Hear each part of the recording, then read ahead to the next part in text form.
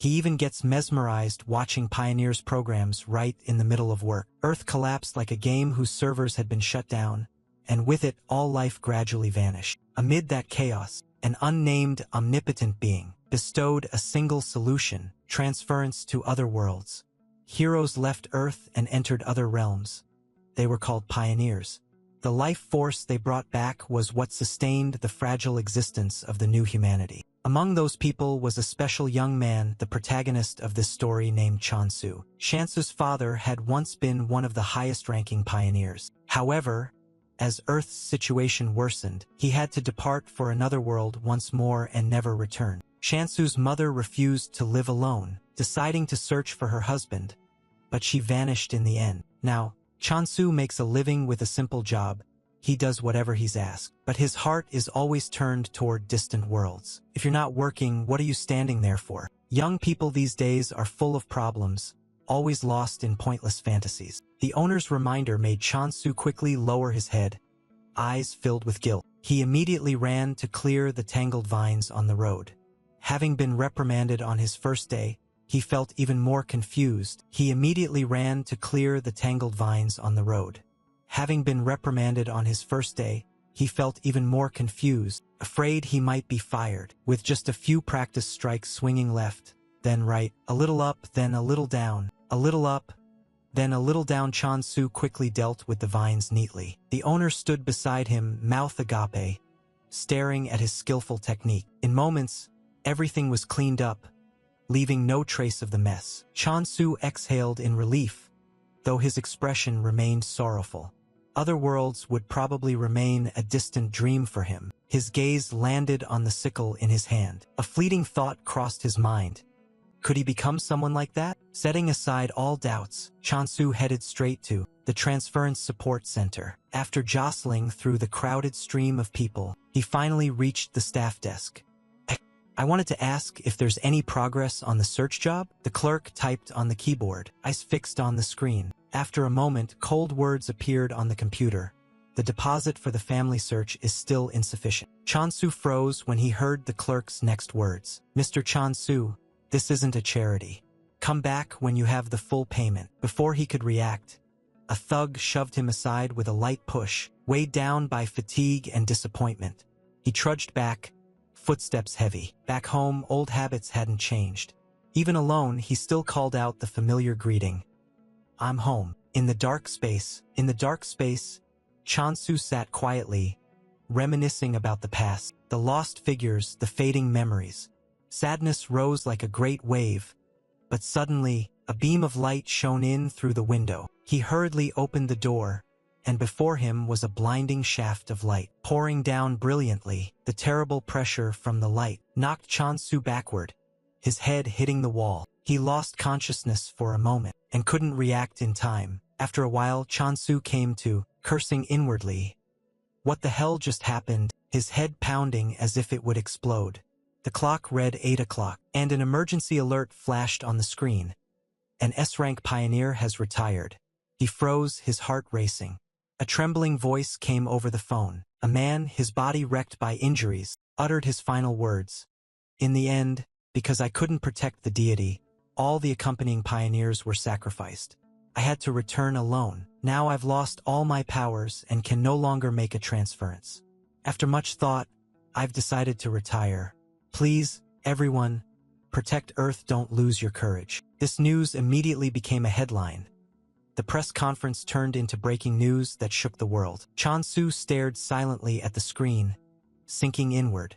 A failed mission wasn't enough, now retirement too? Suddenly, a knock sounded outside. Knock, knock, knock. Cutting through the tangled stream of thoughts in Chansu's head, he frowned and stood up to open the door. Who would be knocking at this hour? Before him was a rabbit, a plump rabbit with upright ears, snowy white fur, clutching a glowing iPad. It lifted its head, its mouth twitching. You're Mr. Chansu, right? Is this your home? When the door creaked open, no person was in sight, only a quiet hallway, wind drifting through with a chill. Chansu was briefly puzzled. Could someone be playing a prank? Mr. Chansu, over here. The childish but clear voice came from below. Chansu startled and bent down. Mr. Chansu. The surreal sight before him stunned Chansu. He collapsed to the floor, nearly fainting. In his head there was only one thought. I'm dreaming. This has to be a dream. But the plump rabbit paid no mind to his panic. It tapped rapidly on the iPad screen while chattering on, "You're Chansu, right? Congratulations." The rabbit's eyes curved, its tone excited as if announcing lottery results. "You've officially become a pioneer." Chansu, flustered, stammered. "Why, you just said what?" The plump rabbit nodded lightly, its ears perking in time with its speech. "I get it, you must be very confused." Then it reached into its coat, fumbled for a moment, and pulled out a shiny card, presenting it to Chansu. "But the truth is, you, Chansu, are the one chosen. If you're still doubtful, shall we go somewhere else to talk?" Before he could recover himself, the plump rabbit dragged him away. On the way, it hopped and cheerfully asked, "So, do you have any special talents?" Chansu sheepishly scratched his head. "I'm poor and idle, so I'm only good at cutting grass, picking flowers, and catching butterflies." The answer made the plump rabbit freeze. Its ears shot up, its mouth gaped, and its eyes nearly popped out. What?" It took a few seconds before it could compose itself, forcing out, it's nothing, everything happens for a reason. You're still the chosen one, Mr. Chansu, so don't worry." Chansu scratched his head, smiled shyly, and softly said thank you, his heart fluttering. He had never imagined he could set foot in the transference center. The final chance had finally arrived. One man and a rabbit standing before a grand, imposing door. Chansu took a deep breath, grabbed the handle, pulled hard, and pulled again, and once more, but the door didn't budge. The plump rabbit looked at Chansu like he was crazy. "What are you doing?" "The entrance is over here." Chansu stared at the door, frozen, his mouth twitching. "This is the entrance, can't you see? This door is tiny, how are you supposed to get in?" The rabbit blinked a few times, then replied nonchalantly, "I can get in." Chansu sighed in resignation and turned away. "Forget it. I'm going home. Must be a prank." From behind came the plump rabbit's echoing voice. "Are you sure? You've failed many times and don't meet the transference requirements. Do you think you'll get another chance?" Chansu's steps halted. The rabbit hurried on, its tone a bit urgent. "Don't get me wrong. I just think it would be a shame if you left." Chansu frowned, pondered for a few seconds, then feeling some inner nudge, decided to turn back and follow the strange rabbit. It was just the act of squeezing through a tiny crack, hunching and wriggling, which made his face contort as if he'd bitten something spicy. In his imagination, the door to the transference center should have been a majestic passageway, divine and radiant with glory. Just as his head poked out of the gap, a brilliant beam of light flooded in. Chansu couldn't help but be surprised by the sight. Inside was a neat, bright room that looked no different from an ordinary administrative office. The plump rabbit spun around, beaming. "There's a world that's a perfect fit for you right now." Chansu widened his eyes. "Everyone has a matching world?" The rabbit pulled a card from its paw, fanning it like a show. "Of course, this is a cubic world system called Territory Conquest." "A cubic world?" Chansu jumped, almost blurting out. Seeing his surprise, the rabbit assumed he was familiar, but Chansu honestly replied, "I don't know." The rabbit froze, inwardly scolding. "Acting knowledgeable when you don't know." After muttering under its breath, the plump rabbit turned back to Chansu with a sweet smile as if nothing had happened. "Haha, so you didn't know? Lately that world has been a hot spot. Its standout feature is gods bestowing blessings." Hearing the word gods, Chansu immediately recalled the earlier shocking report. The man had also been a follower of a god, and unease crept into his chest.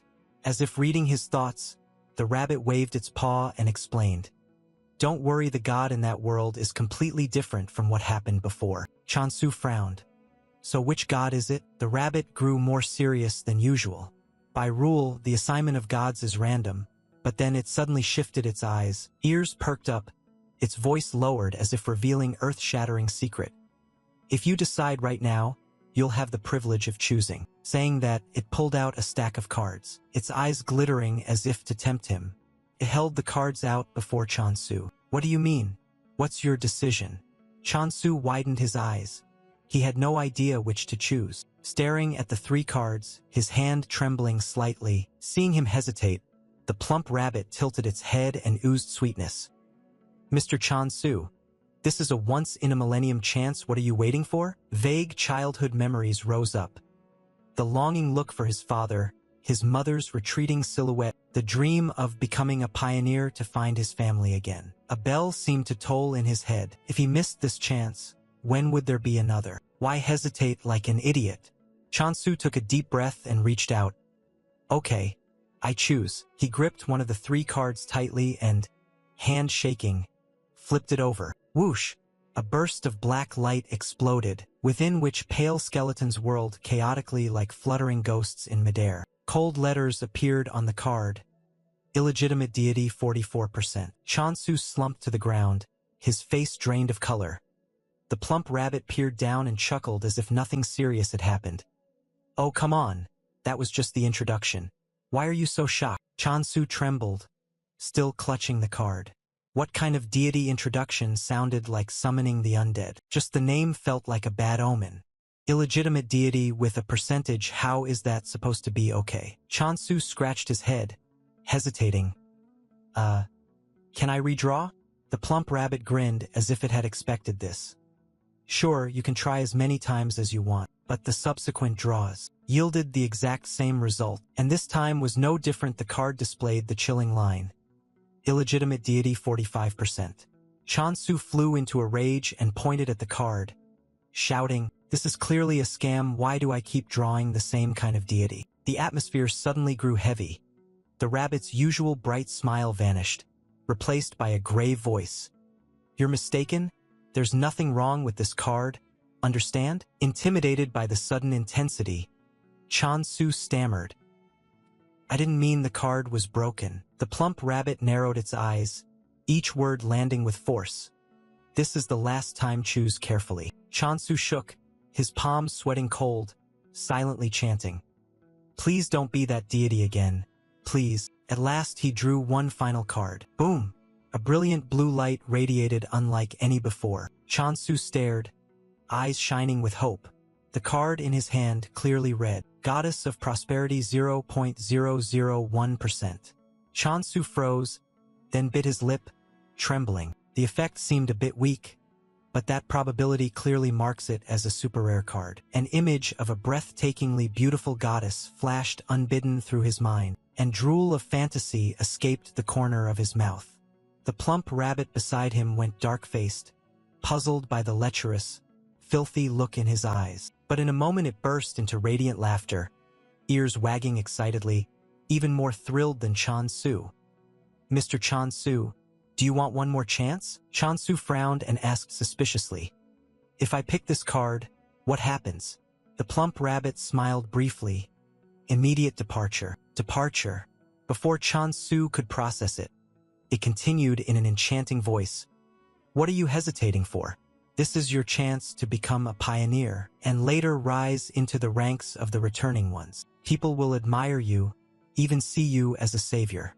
Think it through, Mr. Chan-su. An entirely different life is opening up before you." Chan-su lowered his eyes, fingers clenching. "Right, if I keep going like this." The announcement tone faded, and the space suddenly brightened. A vague figure appeared, a dignified goddess, radiant like jade. Chan-su's heart thudded, and another notification frame popped up. "Welcome, future pioneer." But the image only flashed briefly before vanishing in the light. Everything went quiet again. Chan-su was still stunned, mouth agape. Was that really the goddess of prosperity? After a moment, the corner of his mouth curled. Having that deity by his side felt like he could do anything. "Okay, so where do I go now?" Chan-su asked excitedly, his voice trembling slightly. Chan-su froze, staring at the vortex. With unease, his feet feeling glued to the ground. This thing looked sketchy. He hesitated and couldn't bring himself to step forward. The plump rabbit standing behind shook its head and suddenly popped. A light but precise kick to Chan-su's back. "You bastard rabbit!" Chan-su screamed as he was swept into the swirling light. The light swallowed him. Above, the plump rabbit stood watching as a cold voice rang out. "Why did you do that?" The rabbit didn't turn, eyes still on the vortex. You know the rules, direct interference is forbidden. The voice sounded again, sharper this time.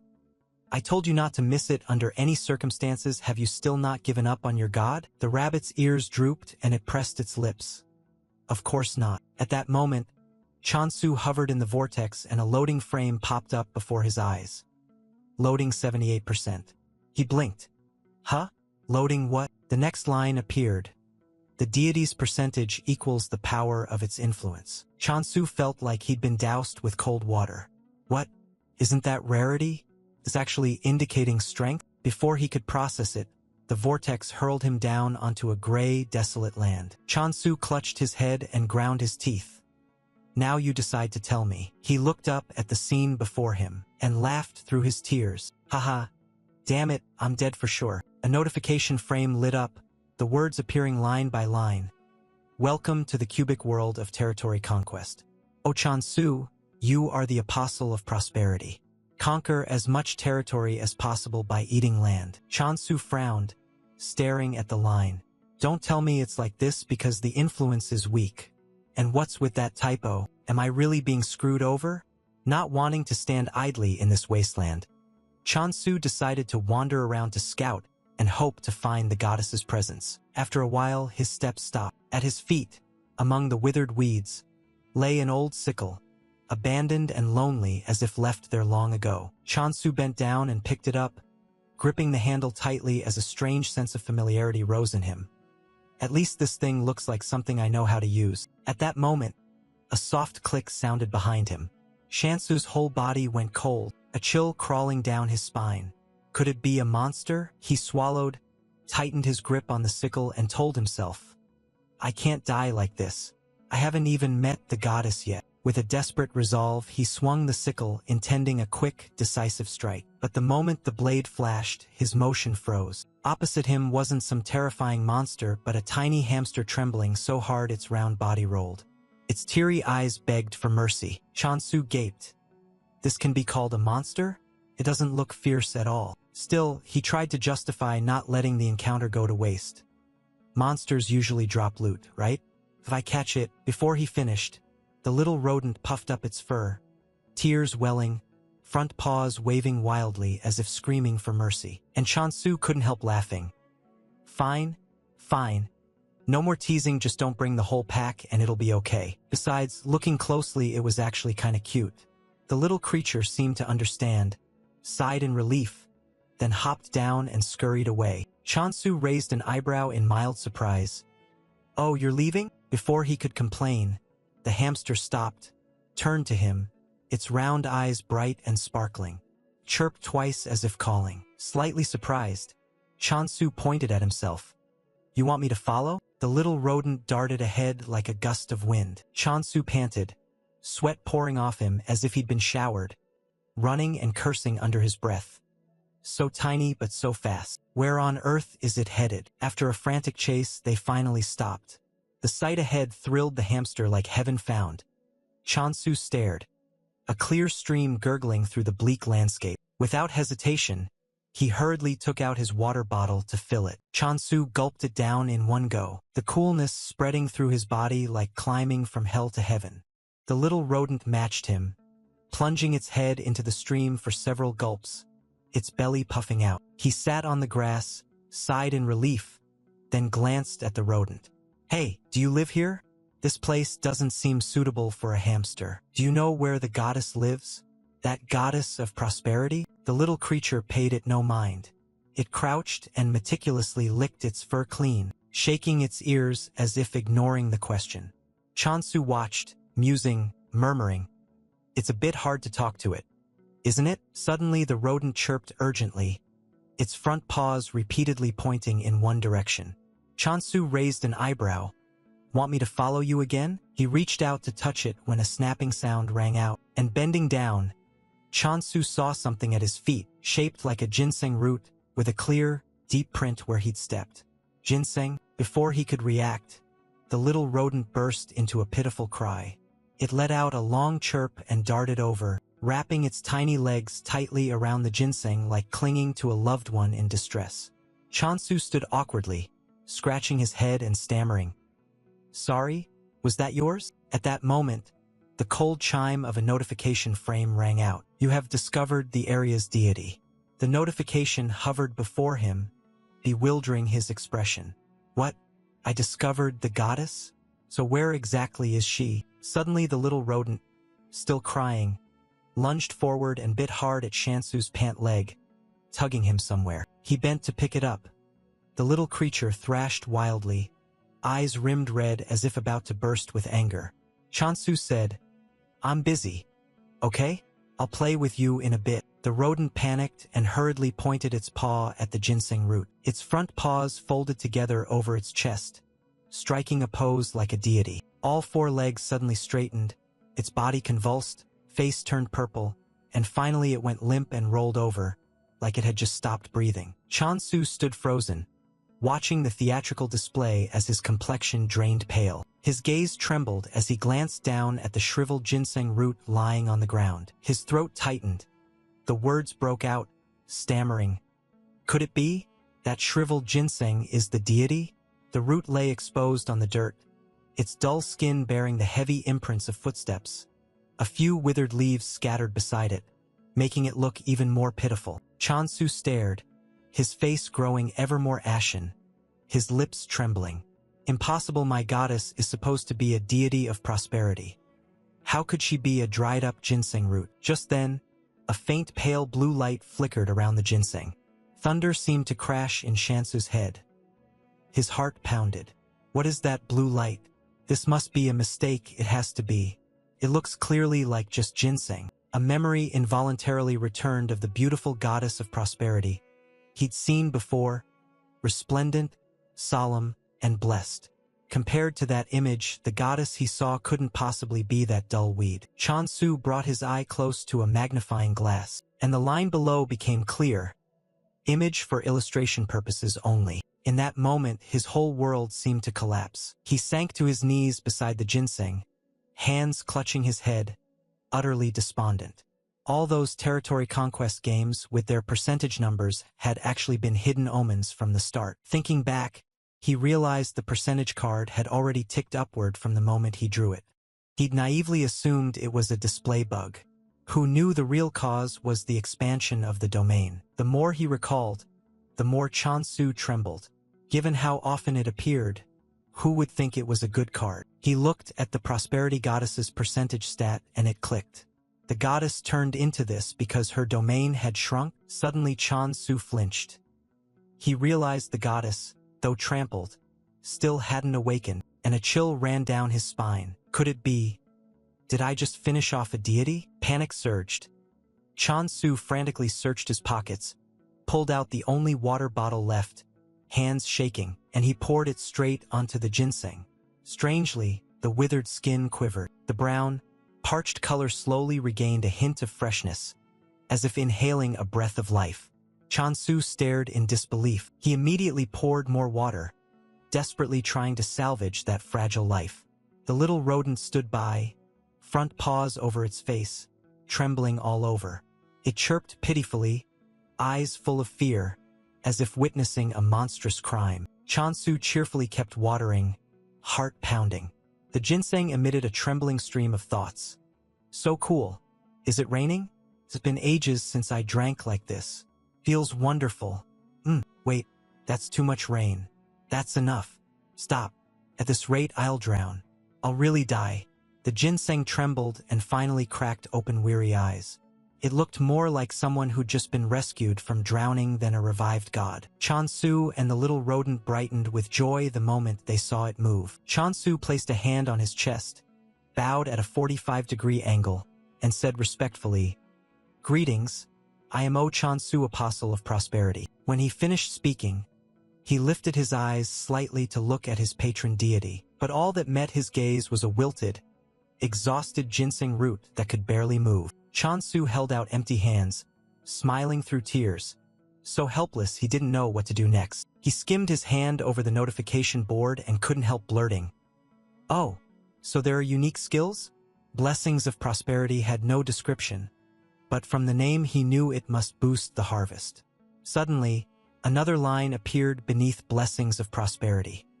Beheading. How could the wind and abundance goddess grant such a brutal skill? Chansu stared trembling at the ginseng below and stammered. Your Grace, that beheading skill, it's not what I think it is, right? The ginseng remained silent, then slowly raised what could barely be called a crooked branch of a hand and drew it across its neck, clearly signaling, "Disciple, do as I say." Chansu forced his voice down, pointed at himself, and enunciated each word.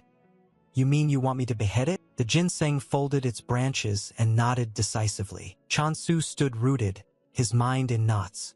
If you think about it, a prosperity goddess is tied to agriculture, and agriculture naturally involves butchering livestock. So the beheading skill wasn't entirely absurd. The thought flickered through his head as he slowly turned, the little rodent still hopping cheerfully behind him, his plump body wobbling side to side in pure delight. But from behind, a gaze soaked in murderous intent had quietly locked onto it. The tiny body twisted and darted to escape. Tears streamed down its face as it, terrified, hurled itself toward the ginseng and hid behind it, trembling all over. Chansu took step after step closer. The little rodent clutched the ginseng, chittering non-stop, its eyes full of fear. But when he was only a single step away, both the root and the rodent started shaking. They turned and stared back at Chansu in panic. A chill crawled along his spine. Instinct urged him to turn around, and before his eyes a huge, pitch-black foot had just come down on the ground, disgusting fluid dripping, the stench of rot assaulting his nose. Chansu froze. The sickle in his hand trembled.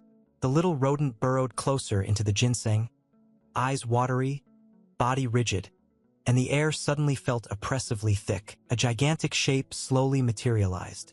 It was a towering monster that looked like a ghost wrapped in black, mud-like cloth. Chansu fought to swallow the scream rising in his throat, gripping the sickle's handle so hard it shook.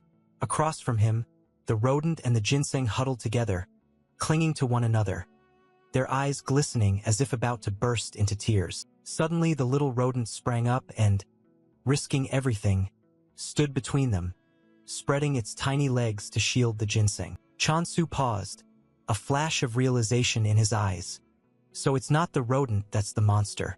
I was wrong. He pressed his lips together, his grip on the sickle tightening. If that's the case, then the only enemy before them is that monster. Chansu took a deep breath, summoned the last of his courage, and lunged straight forward. Rapid footsteps thundered as he ran, eyes wide and searching for a weak spot. Good thing he could still tell where its head and neck were. At that moment, a notification frame appeared. You can activate the beheading skill. Once he was close enough, he swung the sickle to one side. The rusted sickle suddenly gleamed like a treasured blade, severing the monster's body and head. The head shattered into tiny, light-like particles and vanished. The remaining torso crumbled, collapsing like a sandcastle and soaking the ground. The little rodent and the ginseng couldn't believe their eyes. Chansu had managed to defeat the monster in a single strike. Chansu stepped back closer, looking at the still-stunned rodent and ginseng. He softly said, "Goddess, are you all right?" When his eyes landed on the little tear-streaked face of the rodent, it hit him like a thunderclap. That scrappy little rat, in that brief instant, it risked its life to stand between the goddess and danger. A rush of shame flooded him. Chansu immediately knelt, bowed his head deeply, and said earnestly, "I'm so sorry. I made a terrible mistake. Will you forgive me?"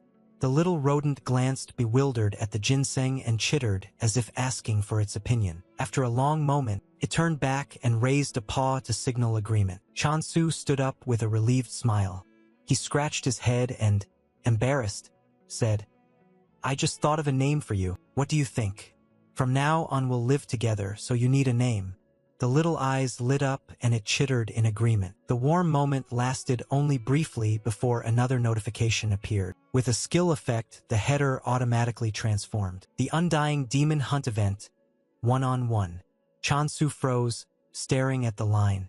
He suddenly realized the monster earlier had been an undead demon. Before his eyes, the ginseng's once shriveled body was now plumped and smooth, its wrinkled skin seeming renewed, a faint glow passing across it, and he couldn't help but feel excited. If we keep doing this, she'll soon return to her prosperous form.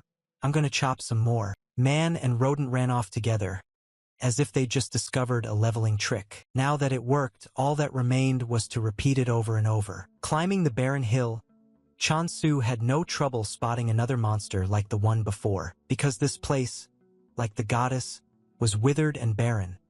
Nothing left to hide behind. These points can be used for system world features and cannot be traded between players. Chansu muttered in confusion. Points? Since when did I have points? Before he could investigate, a noise rose behind him. A horde of monsters staggered closer. Chansu inhaled sharply, gripped the sickle handle, a faint grin on his lips. Lucky the skill is powerful enough and not hard to use. The monsters moved slowly. Once he timed the sickle across the neck, the head came off. The familiar prompt sounded. Skill activated. Beheading. He charged into the pack. He ran back and forth through the monsters, swinging the sickle constantly. Whichever one he hit was felled, whichever one he struck was cut down. Another notification chimed in his ear. Hunt monsters to earn more points. Chansu laughed loudly, determined. I won't go back until I've hunted 100 today. The notification already showed 4 undead demons hunted. The little rodent on his shoulder puffed out its chest, hands on hips, looked up at the sky and chittered triumphantly. It even waved its forepaw back and forth as if reenacting a heroic battle. Chansu laughed out loud, unable to hold it in, and teased. Anyone watching would think you're the one doing all the work. Hearing that, the little rodent immediately spun around and gave him a few sharp, chittering slaps on the cheek, looking thoroughly indignant. The two of the man and rodent bickered back and forth, then broke into peals of laughter. Chansu rubbed the rodent's ear while glancing at the notification, muttering, "But why call it the Undying Demon Hunt? They're not immortal, one chop and they're dead." Humph, well, if we keep hunting, we'll figure it out sooner or later. Saying that, Chansu stepped closer to the ginseng, his eyes lighting up like a child's. At the sight before him, the ginseng now looked as if it had just been dug from the earth and washed clean, its skin smooth and glossy. On a fresh leaf, a tiny blossom sat waving a welcome. Chansu pictured the prosperity goddess fully restored to her radiant form and couldn't help but smile with guilty delight. The ginseng twitched and trembled as if trying to move. Seeing Chansu, it hurriedly bowed and asked earnestly, "What should we do next?" Man and ginseng stood facing each other beneath the drooping canopy of a great, withered tree. After a moment of silence, the ginseng raised its tiny arm and pointed straight up, as if to say, "We must climb the tree." Chansu gently placed the ginseng in his palm and stepped to the tree trunk. The ginseng extended its root to touch the gnarled bark, then turned to stare at him. "Do I have to touch it too?" Chansu asked, a bit surprised. He took a deep breath and pressed his hand against the tree. The instant he did, a notification frame lit up before his eyes. Chansu strained to pour the last of his remaining energy into the tree. Though he didn't know how long the monsters on the hill would take to respawn, as long as they remained, he could keep killing them and accumulating energy. Long branches shot out, and fresh green leaves sprang up in a flurry. In the blink of an eye, the tree was flushed with life. On the high branches, clusters of pure white blossoms unfurled, releasing a faint fragrance before folding back almost instantly. Right there, small green fruits began to appear, swelling like water balloons. The green slowly shifted to deep crimson, plumping and glossy, so heavy the branches bent under the weight. Panting with exhaustion, Chansu looked up in astonishment. The tree was laden with gleaming red apples like gems in the afternoon sun. Hands trembling, he picked one. He couldn't believe it was a real apple. This was the first time he'd ever seen fruit up close, and he'd never realized how big and heavy they could be. Drool welled up. He wanted to eat it immediately but forced himself to wait. Devotee offers the first fruit to the goddess. Perhaps that was the proper ritual.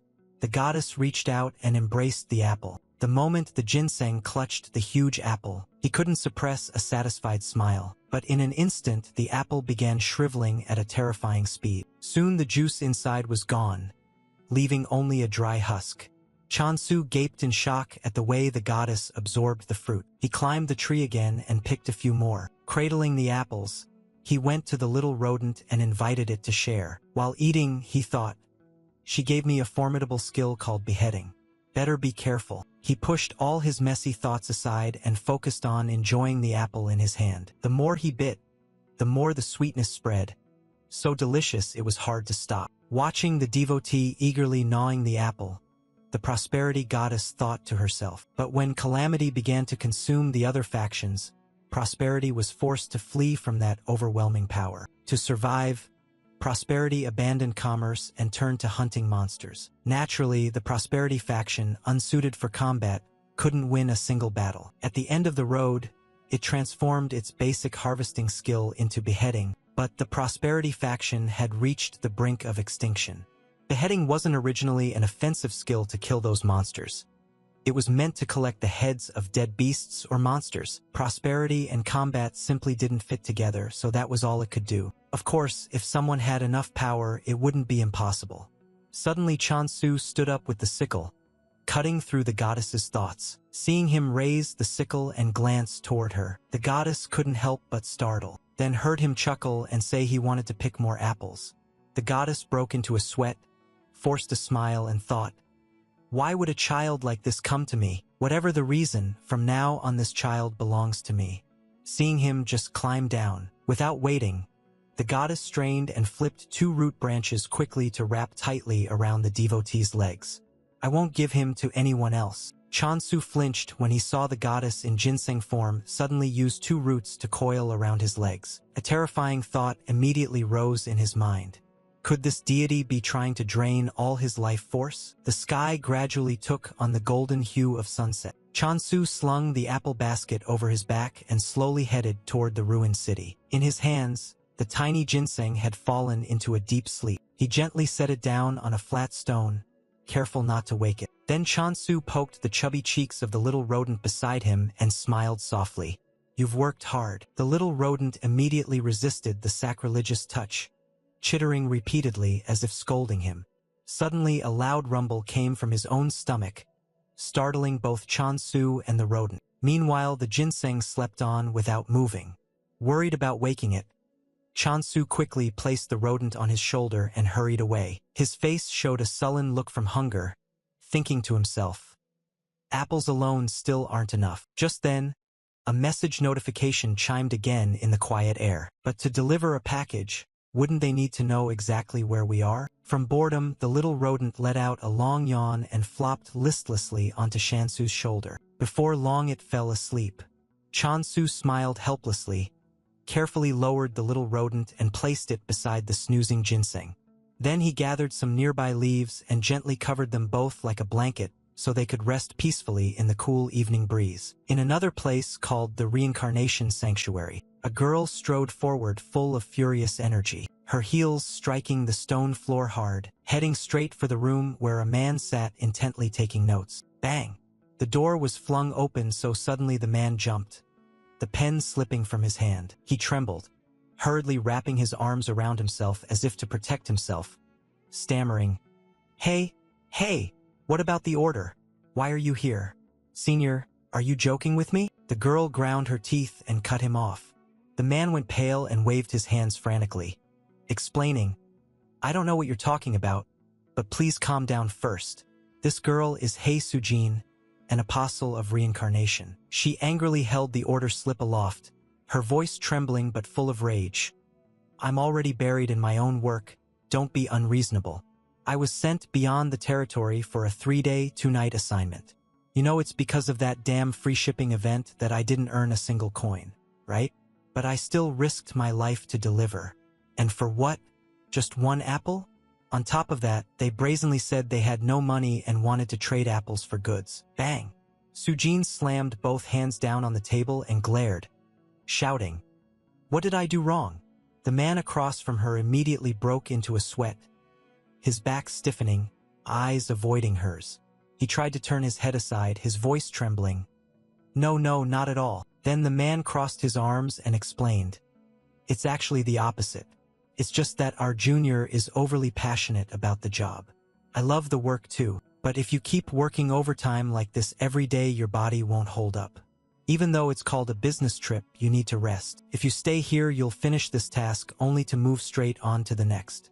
Go cool your head or something." Sujin stubbornly argued, "I know it's because no one else wanted to take this trip." The man scratched his head, embarrassed at being caught, then put his hands on her shoulders and turned Sujin toward the door, pushing her out. He added, "Maybe you'll get lucky and find a hidden domain out there? Be careful." Sujin finally let out a helpless sigh. "Fine. I'm going. Going now." While moving, her hand flicked across the display showing the task list. "Why is the order list so long?" Sujin knit her brows, the corner of her mouth twitching. "If it means entering a forbidden zone, you need to prepare thoroughly beforehand." Her fingers curled into a fist. Sujin took a steady breath. Determination mixed with fatigue flashed in her eyes. Hopefully this trip won't be in vain. A clear blue day, white clouds drifting slowly. Chansu played hide and seek with the little rodent, surrounded by baskets piled high with red apples. The little rodent hid behind a large apple, nibbling and chittering with delight. "Bet you can't catch me." Chansu stepped slowly closer, saw the apple gnawed all to bits, his eyes lighting up as he teased, "Hey, where are you? Could it be behind these apples?" The little rodent heard his voice right by its ear, panicked and covered its mouth with its front paws, frozen in place, but was eventually caught by Chansu. He laughed and scooped the little rodent up, pinching its chubby cheeks with both hands. Then his face turned serious. He warned, "I'll remind you again, these apples aren't for eating, they're for trade. What will I do if you act like this at today's meeting?" The ginseng perched on a nearby stone nodded its round head in agreement. Chansu couldn't help sighing. He didn't want the first meeting to leave a bad impression. Based on the information he received when signing up for deliveries, this world is literal to its name. Different territories are divided into blocks. Though they look like ordinary lands, a wall exists at the world's edges. And to move to another block you need a periodic travel pass. Around him there was truly nothing. Even the nearest village was a full week's travel away. He hardly ate anything except apples, and the delivery job only took about 2 days anyway. Chansu wearily poked the little rodent's cheeks to relieve stress, then collapsed onto the ground. He didn't know how they handled deliveries, but whatever the method, he just hoped the sleeping bag would arrive soon. A real bed would be even better. He pushed himself up and caught the ginseng grinning and waving a rude hello. Chansu laughed and said, "Oh, I even ordered a pillow for the goddess." He smiled outwardly, but inside he calculated. To avoid becoming a dried-up mummy, I need to win as much favor as possible. At that moment, the atmosphere suddenly shifted. He tightened his grip on the sickle. In front of him stretched a long line of immortal demons tailing one another, advancing step by step as if offering their lives. Shansu's eyes went icy and unmoving. True to their name, these immortal demons never seemed to stop dying. Chansu dashed forward, ignoring whatever blocked his path, killing first and worrying later. The sickle in his hand flashed with a cold gleam. The little rodent on his shoulder bristled, trembling and clutching his collar. Chansu exhaled sharply and glanced back as an immortal demon lunged in to ambush. At the moment that fierce strike was about to land, Chansu leaned aside and dodged cleanly. Of course their movements had sped up. He gritted his teeth, his gaze growing even colder. Do monsters level up like skills? No matter how they change, Chansu showed no hesitation. He charged in, swinging the sickle in slashing arcs like a tearing blade, silver light ripping the air. In an instant, the whole pack of immortal demons exploded into dust, shards scattering in every direction. He stood there breathing evenly, his eyes cold and steady, completely unaware that another pair of eyes had been watching him all along. High above in the sky, Sujin, an apostle of reincarnation, stood with her arms crossed. Winged shoes shimmered softly, keeping her suspended in midair. She looked down at the scene below, eyes wide in stunned disbelief. "This is insane," she murmured, her pulse fluttering. "What on earth is that?" Hey Sujin had never in her life seen such extreme swordsmanship. Sujin swallowed dryly. Could he be a master swordsman? But a master swordsman doing something as mundane as apple picking?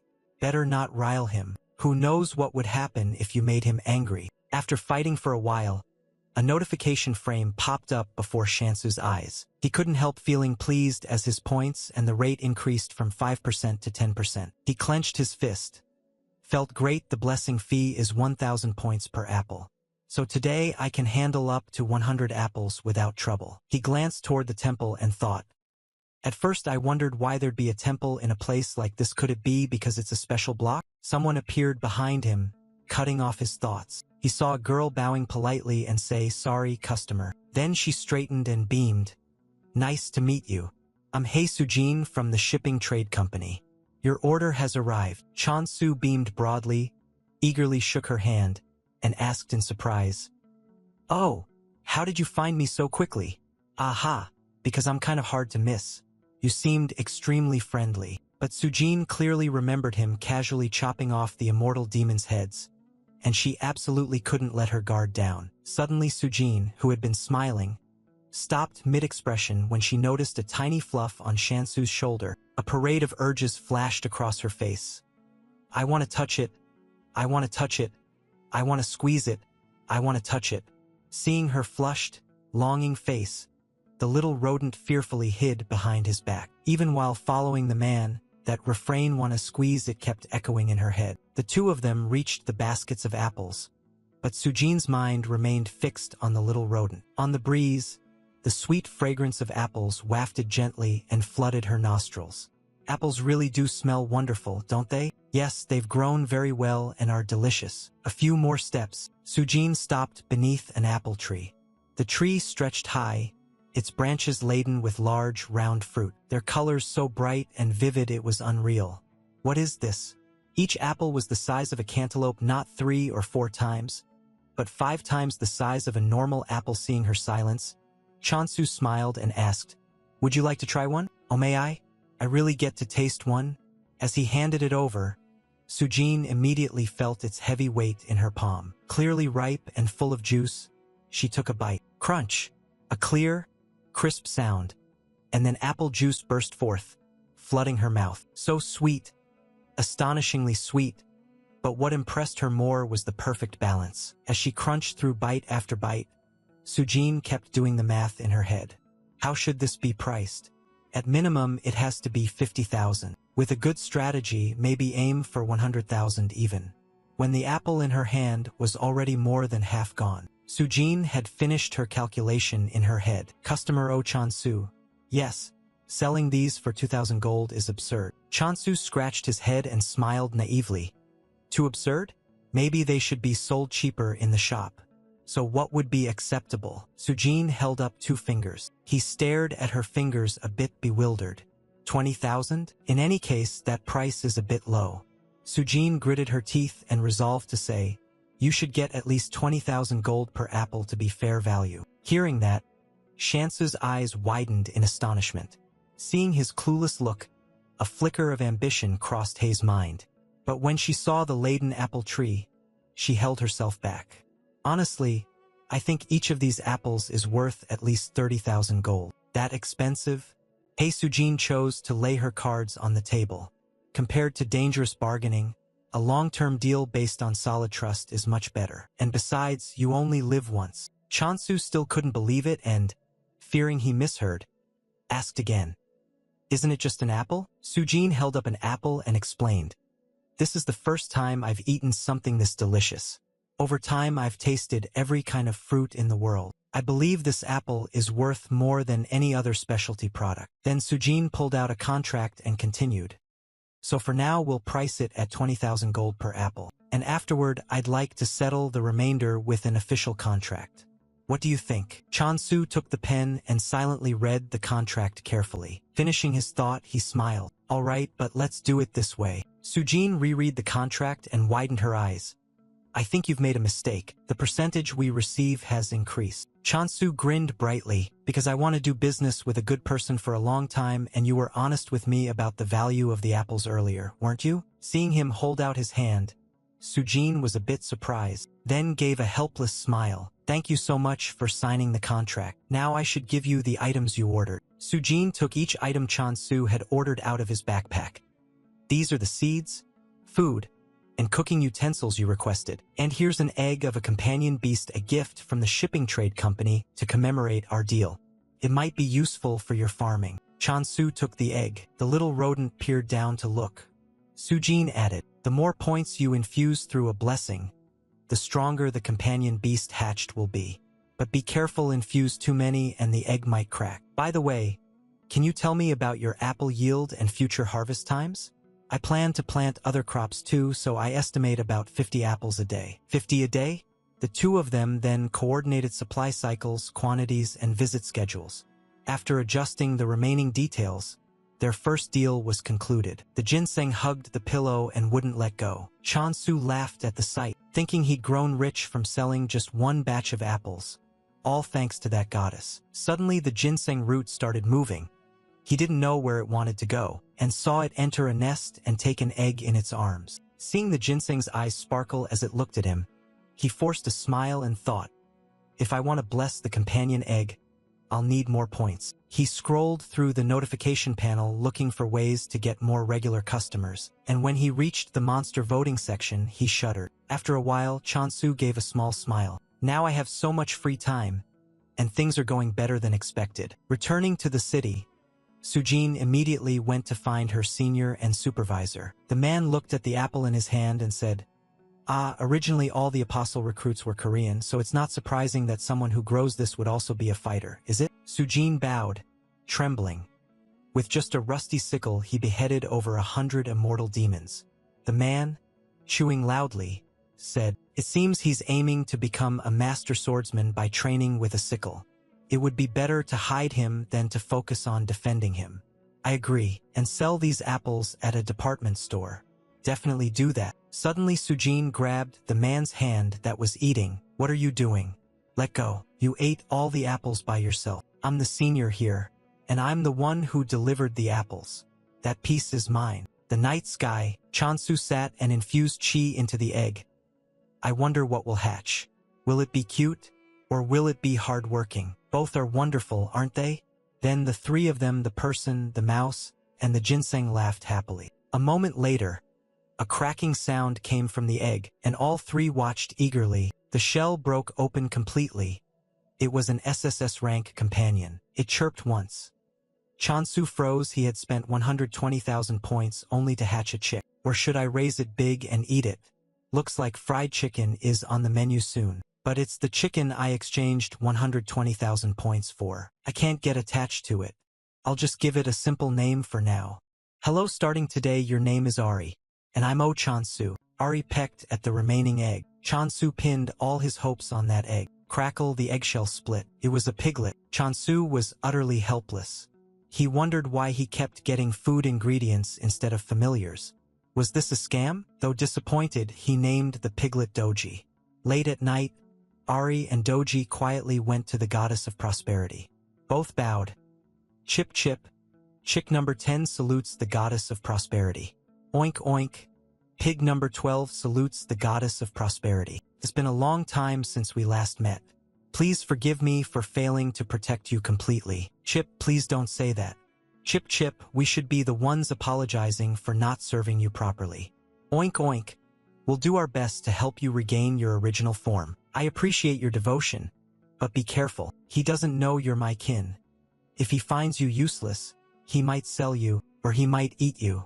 The goddess's words made the two little animals blanch, and she continued, therefore, until you acquire communication skills, you must try your best to perform well. Oink. Is the goddess serious? Selling us? That sounds like a joke. No way. Chip, first, let's just observe. The next morning, Chansu yawned and woke his body into motion. He smiled and started a new day with his immortal little demons, sending them well wishes with decisive gestures of movement. The piglet and chick, awakened by the noise, came out to see. The demonic slaying scene frightened the two little animals. Chip chip, what's that? Is Chip beheading a skill like that? Beheading skill? Chansu was all too familiar with it. His sickle strikes never missed. The two little animals stood frozen as they watched the immortal demons vanish. The two little animals stood frozen as they watched the immortal demons vanish. They broke into a cold sweat, terrified. Chip chip, no wonder the believers look at us hungrily. Oink, what do we do? Chip, sure Chip chip, maybe he really will eat us. A notification frame appeared. 202 immortal demons hunted. Chansu wiped his sweat after finishing them off. A rustling sound made him start. Oh, when did you two get here? Chip chip, oh my. The goddess's disciple has been working hard. Are you tired? Oink oink. Haha, disciple, good morning. Chip this way, smile quickly. He didn't understand what they said, but found it adorable. Then a plate of apples, sliced into small pieces, was placed before the two animals. Hey, do you want to try some? Oink oink. Give me some, give me some. Chip, don't eat too much, don't be tempted. You really eat with an appetite, don't you? Eat plenty and grow fast. Oink. So good. Maybe apple-fed pigs are trendy now? Would the meat taste better if they're fed fruit? The chick was startled, rushed over and pulled the piglet away. Don't eat it, you stupid pig, you'll turn into apple-flavored grilled belly pork. Chansu held out a slice of apple and asked the chick, Ari, do you want some? Ari, the chick thought, what is this flavor? It must be over 500 points. Are you crazy? Is this a day's income for a normal disciple? The chick suppressed its craving and turned away. Chip, I won't be fooled. Seeing the chick refuse, Chansu scratched his head, thinking it didn't like it, and offered it some grain. Its eyes glittered as it looked at the grain, desperate to eat but afraid of becoming fried chicken. Yet reason couldn't overcome the heart. Everyone has to eat, chickens included. Together with Chansu, they tended the crops for 3 minutes, ordering Doji to dig the soil enthusiastically. Ari planted black beans, covered the soil, watered them, and used the blessing of prosperity skill. Pretty easy, right? Our goddess is amazing. The harvested black beans were plump, round, and perfect, and the air suddenly fell still, startling him. He quickly held a bean and shook it back and forth in front of the chick. The chick jumped up to grab it. Chansu dodged the first harvest had to be offered to the goddess. The ginseng owner couldn't help but grin at the basket of black beans, then lay down to absorb them. Chansu loosened his grip on the beans and said, you two eat some. We'll plant potatoes and sweet potatoes later. Seeing the piglet gobble food wasn't surprising, but seeing the chick eat so quickly was a bit odd. We're doomed. After the two animals were full, Chansu smiled and said, good that you enjoyed it. I need to quickly plant other crops for you to eat. Suddenly he remembered today was apple sale day and worried a bit about whether they'd sell well. At the shopping center, a man skimmed the information, then glanced down below. Below, a large crowd of customers had gathered, but no one dared to buy. The royal apple on display above had golden dust on it, and below, winter plumage feathers were being sold for 200,000 gold. Though arrogantly named royal and packaged luxuriously, the high price caused discomfort. The man was puzzled, wondering if there was any way to promote its deliciousness without offering samples. Suddenly a thank you customer cut through his thoughts. He didn't know what had happened to cause the commotion, so he hurried to ask an employee and learned the apples had sold out. The table was spotless, not a single apple remained. The buyer who took all the apples was a rather famous man named Rohan. Hearing that name, he couldn't believe it and shouted. Although it became a hot topic, Rohan, the symbol of resilience, had once eaten this very thing to become a swordmaster. Netizens buzzed. The food I used during training is finally on the market. That news left the man tearing at his hair, angrily shouting, how could you publish articles like this? He looked like he was going to lose his mind. He yelled, it's not that simple. A week had passed since Chansu set foot in the new world, and he had managed to build a fairly comfortable life. Today was another busy day. I fed them, so I should get ready now, right? Pots and pans were already laid out on the table, and a plate of potatoes sat nearby. The ingredients were all prepared. Chansu held a sweet potato in one hand and a potato in the other, unable to hide his excitement. Ha! These are tasty too. Not worse than apples. He quickly peeled the potatoes and sliced them into neat, even pieces, then set them over high heat and began to stir-fry. Doji the piglet waddled over, oinking while pointing in one direction. When Chansu bent down, he saw a wet patch of ground from its drool. This isn't for you guys you just finished eating. Hearing that, the piglet looked even more pitiful, its eyes shining up at him. Faced with that expression, Chansu couldn't refuse. He ended up giving it another piece. From afar, Sujin's figure was approaching. Customer O Chansu. Ah, you're here? At the sight of someone arriving, the three animals immediately cowered, trying to hide the ginseng root behind them. Sujin paid them no mind, rummaging in her bag as she said, I have good news, do you want to hear it? She pulled out a sales sheet and handed it over. Don't be surprised. Each apple sold for 200,000 gold, and they've been sold out for 2 days straight. Hearing that shocking news, Chansu scratched his head and blinked. 200,000 gold per apple? And sold out 2 days in a row? Sujin let out a breath. Unbelievable, right? But it's true. There aren't even enough apples to sell. Chansu recalled that on Earth apples sold for about 990 gold. Yet here the price was sky high, probably only the wealthy could afford them. He looked down at the figures and began to calculate. Anyway, his share was around 30%, meaning he'd make 60,000 gold per apple sold. If he sold 50 apples a day, he'd earn 3 million gold daily. So his annual income would be 1 billion gold? Imagining that huge number, Chansu couldn't help bursting into laughter. What could be better than becoming rich himself?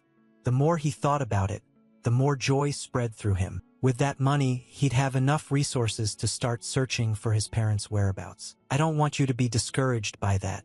With that, he went straight to the point.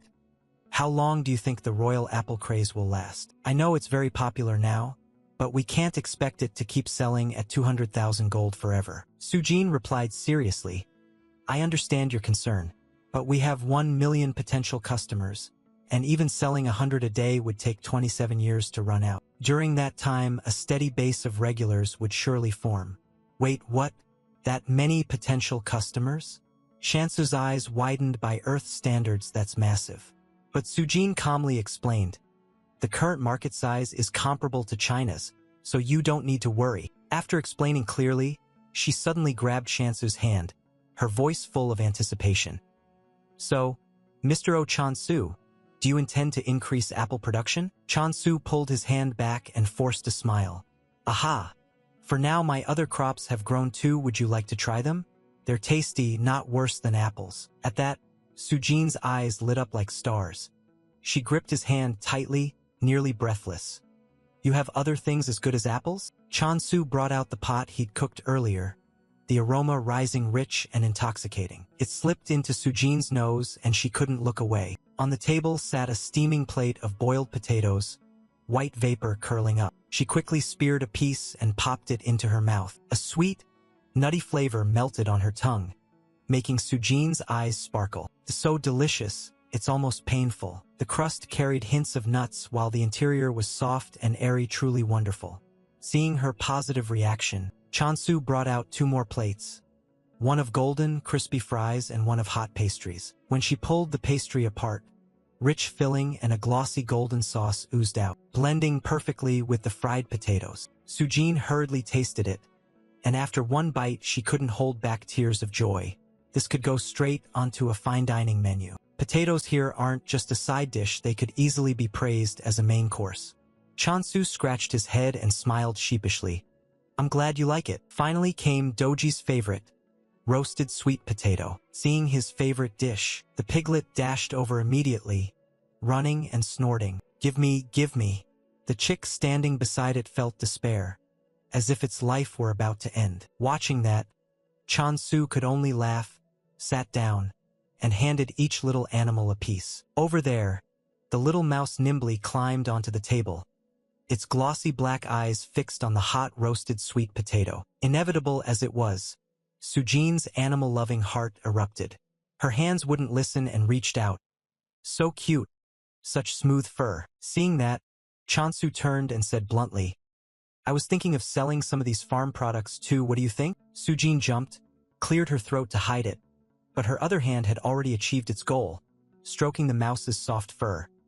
First, I must say that it was delicious, but is it okay to both increase apple production and grow these at the same time? Chansu was a bit taken aback, then replied softly, it would be really difficult without more points, and I don't think I can spend all my points just on farming. Hearing that, Sujin looked at him seriously. Then I truly appreciate all you've prepared, but please allow me to ask you to focus on growing apples. As you know, most devotees are Korean, and the culture in this world is heavily influenced by that. While I'm genuinely surprised you can make such tasty dishes, other farm products will be hard to sell at high prices. Even if there's demand, profits won't compare to apples. Saying this, she bowed slightly, her voice earnest. Mr. Chansu, demand for apples will surely keep rising. I don't hesitate to beg you, please consider our situation. Moved by her plea, Chansu fell silent to think, then slowly asked, 100 apples a day, can you manage that? Sujin froze, her eyes wide, almost unable to believe her ears. Really? Really? She stammered, voice trembling. He nodded slightly, a smile on his lips, thinking, no need to make things harder for myself. This is worth trying. She had just eaten so well. The little mouse in her hand was squeezed a bit tighter. Then she beamed a radiant thank you. The next day, Chansu took a sickle and went to deal with the immortal demons. The piglet and the chick trailed behind as usual. Do they have to follow every day? What can we even do? Chip, stop talking nonsense. If we don't dare to attack, who will? Should we really ask that naive mouse to do it? The chick angrily flapped its wings in a panic. Chansu turned back, frowning. Why do you follow me every single day? Is this really a combat familiar? A service familiar that only knows how to eat is useless. Before he could think further, the scene before him made his face go pale. The piglet and the chick were being herded in circles by the immortal demons. I was too delusional. Chansu tapped his chin in exasperation. Luckily, the demons moved slowly, but then the piglet ran until it was soaking with sweat and panting, unable to run anymore. Its eyes looked up in terror, full of panic. You idiot, run! Chansu shouted in alarm, lunging forward, but the distance was too great. Get out of the way! What the? The chick, scared, clutched its head and chirped frantically. It glanced up with teary eyes when it heard a swish. The sight before them was an immortal demon being cleaved clean off. Chansu froze. Huh, I didn't even hit that close. Does my reach extend farther now?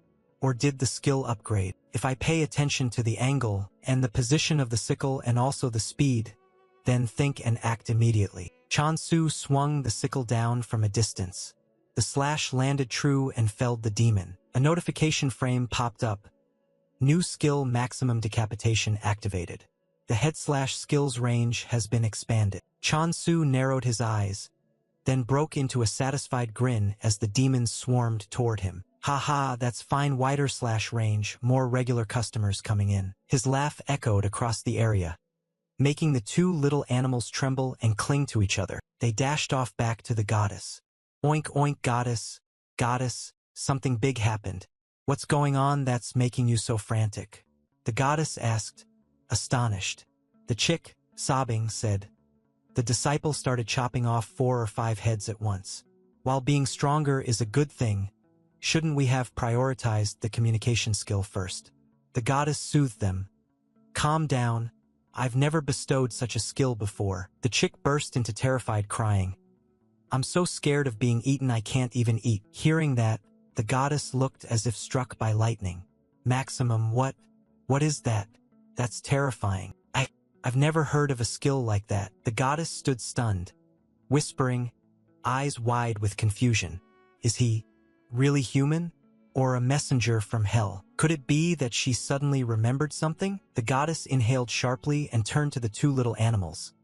Kids, I think I might know what's going on. So his slash range has expanded and his power has become more terrible than before.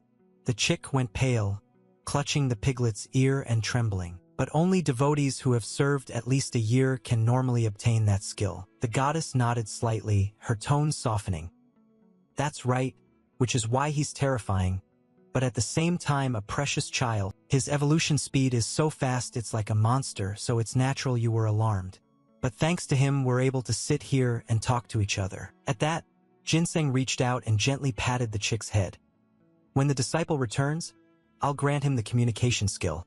So don't worry too much. The chick trembled but was gradually reassured. In a small voice, I'm sorry I showed my ugly side. From afar, Chansu was on his way back, walking and cheerfully waving hello. Ginseng hurriedly waved back, his face showing an indescribable doting expression. A strange longing stirred in the goddess's heart. I really don't know what to say anymore. I also hope to soon speak with the devotee directly. First, I'll introduce these children as my subordinates. Restricting a devotee's path violates the world's rules. Let him choose. As Chansu approached, a notification popped up. The goddess of prosperity grants the devotee a new skill. Please choose one. Promise of prosperity. Communication. Chansu didn't know which skill to pick, while the goddess looked at him expectantly. Of course, if he's my disciple, he'll choose communication. First, I must tell him to avoid dangerous battles. And the first thing I'll say is thank you. Thank you for choosing me. Chansu pressed the selection notification. The screen displayed, skill selection complete. According to your choice, you have received the promise of prosperity skill. Ginseng was happily waiting for the first words, but his smile suddenly faded. Chansu looked at the two skills and fell into thought. Promise of prosperity? He didn't know what that was. Images flashed through his mind. How could you do that? I trusted you, I thought we were family. I'll take revenge. I'll peck until your beak breaks. Chan, have you ever borne fruit over 100 times a day? My shoulders really hurt. He felt afraid to hear those words. So he applied the rule.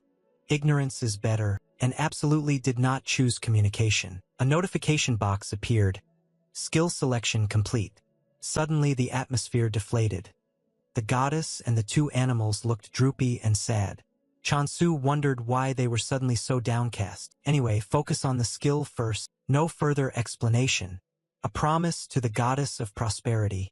To make amends, Chansu chose the biggest, most perfect apple. After selecting a satisfactory apple, he brought it to Ginseng, but was met with a sullen expression. Not understanding why they were sad, another notification appeared.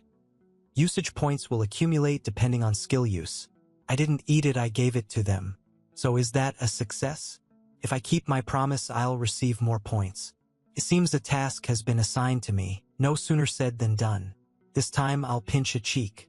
He pinched the little mouse's cheek and actually got points. He teasingly asked the mouse, should I do it one more time? In response, the mouse struggled.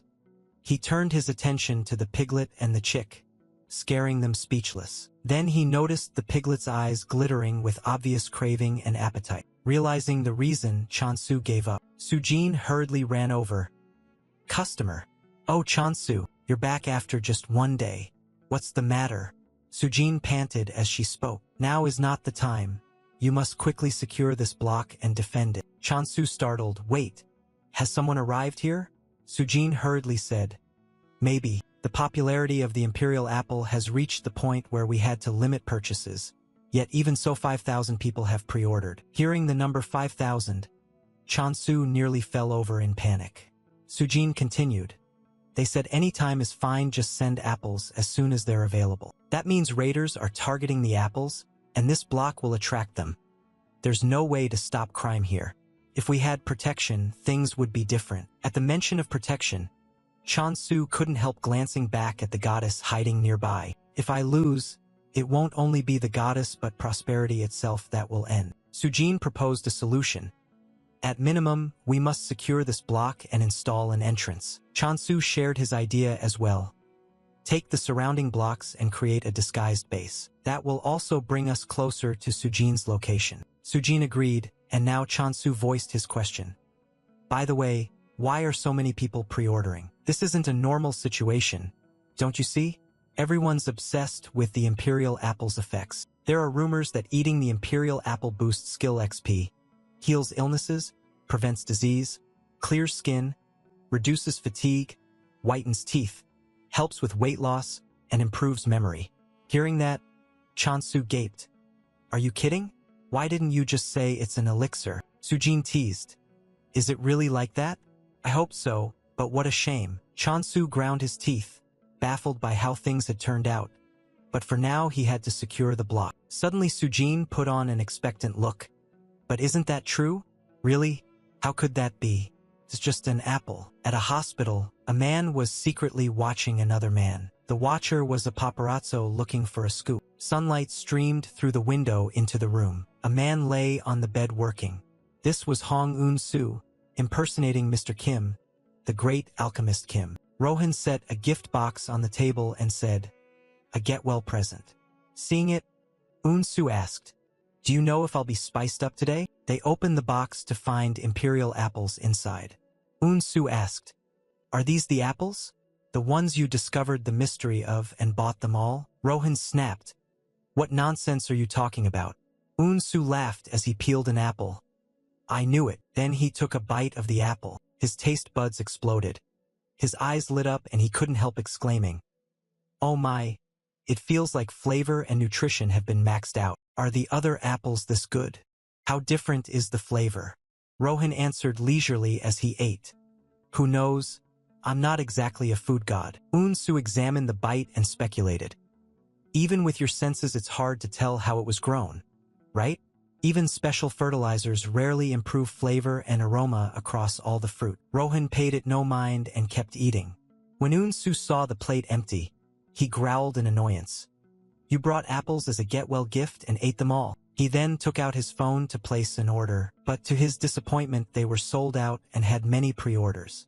Hanging up, Eun-soo lowered his voice. You still have more, right? Sell them to me. I'll pay double. No, triple. Rohan crossed his arms and refused with a smile. The paparazzo snapped away, capturing every moment between the two. And the next day a hot news article appeared. Great alchemist Hong Eun-soo discharged from hospital immediately after eating the imperial apple. Maybe the imperial apple really is an elixir if it can heal alchemical aftereffects. Rwan, Sujin's superior, slammed his hand on the table in anger when he saw the news. I've been busy dealing with these ridiculous rumors. Are they joking? Really, are they pouring fuel on the fire? I already said it's not an elixir. Chansu turned and reported to the goddess. It seems we need to secure the surrounding blocks. Hearing that, the goddess startled and dropped the bite she was holding. I'll go tonight. She stared at him in shock. Doji and Ari, you two must protect the goddess well. Just got your skill and you want to leave right away? That skill isn't meant for fighting. Immediately the goddess sprinted over on her tiny little legs. Chansu bent down and saw her repeatedly hitting his leg. Don't go. It's too dangerous. He blinked dumbfounded at the goddess. After a moment his face lit up with joyful excitement. Found it the beef I pre-ordered. Before Chansu was a tray of delicious-looking beef. He was moved and remembered.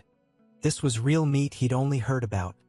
On Earth there was only lab-grown meat, so he'd only seen it in pictures. Just looking at the pictures made his mouth water. So Chansu quickly fired up the stove and grilled a piece of beef. The aroma spreading through the air made him marvel. Just the smell alone was completely different from lab-grown meat. Doji behind him puffed with excitement. Amazing. Chansu quickly warned him. No, that's the goddesses. Ari beside him, acting composed, poked and teased. You pig, just finished eating and want more? That's not right, my lady. At that moment, when they looked back, they saw the goddess's face was terrifying. Apparently the food wasn't enough. Ari hurriedly cried out in worry. It seems the goddess is hungry. Check it out. Chansu turned and reassured. Almost ready. Please wait a moment, my lady. He then presented a fragrant, fatty slice of beef to her. Please eat first. It's hot. Be careful. But she immediately threw the piece down in anger. Not that one. I told you not to go. Our clueless Chansu still didn't understand and fretted. Is the meat spoiled?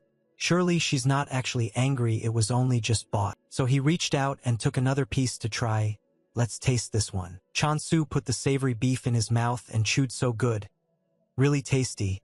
But something was off. Thinking that, his expression fell with regret. Too bad. It didn't leave as strong an impression as the apple did. Chansu, startled, looked at the goddess and realized. So that's why she wouldn't eat. He guessed the flavor wasn't right, while the goddess across from him, eyes brimming with tears, silently pleaded. Don't go, don't go. I told you not to go. Don't go, you're my disciple. Don't go. I said don't go, listen to me. Suddenly Chansu stepped closer to her and smiled. He assured her. I'll find a better cut of meat for the goddess, please be patient. Ari and the pig blinked in surprise. Time advanced to 11:59 p.m. By then Ari and the pig had eaten their fill and were sleeping soundly. Give me more, no, if we eat more we won't be able to turn back. The turnip goddess still sat sadly in a corner, tears welling as if she were about to cry, staring out. At that moment Chansu was in the forest observing the surroundings. The nighttime lights shone romantically. He whispered, this is the boundary of the block. Before Chansu stood a transparent door glowing blue. He touched it in wonder. From a distance the scenery continued on, so the space vibrates like this. Suddenly the system announced, do you want to move to block 35N10E? Chansu answered, yes, let's go. Then system windows appeared, loading. Tip, travel tickets will replenish at midnight. He turned his head and shouted, It's completely different from where I was. Then Chansu suddenly looked up, startled. Ha! A swarm of creatures was flying across the sky, gathered like dark shadows. Looking closely, it was a cluster of large, terrifying men hurtling toward him. He cried out, "Oh my God!" Immediately Chansu spun and ran for his life in the opposite direction. He gripped his sickle warily. What kind of insect was that? Chansu ran, and kept turning back to strike at the nearby creatures. They were too small. He kept swinging his sickle at them, but it was hard to land a hit. Chansu glanced back and made a decision. Damn it, I have to go back. He touched the transparent wall behind him. Instantly, black shadows with sharp hands crawled out. Seeing that, Chansu was amazed. Immortal goblins? Why are they here? Could it be you came to protect me? They muttered, blushing. They should be the ones to defeat you, so this time we'll fight alongside you. Immediately, the immortal goblins attacked the flying creatures. Chansu ran and shouted, "Oh God!" When he looked back in astonishment, the immortal goblins were making the insects disappear. Chansu stopped. This was his chance. He hacked at the immortal goblins to clear a path back. He had to retreat first. Chansu reached for the boundary gate. The immortal goblins also reached out, trying to hold him back. Chansu summoned all his strength, shut his eyes tight, and lunged through. After a while, Chansu sat on the ground panting. He'd nearly been killed. A system window popped up. Tip: defeat mature monsters to earn bonus points. Chansu remembered in surprise. Bonus points? Points from monsters the immortal goblins killed stack up? This is totally... He smiled faintly.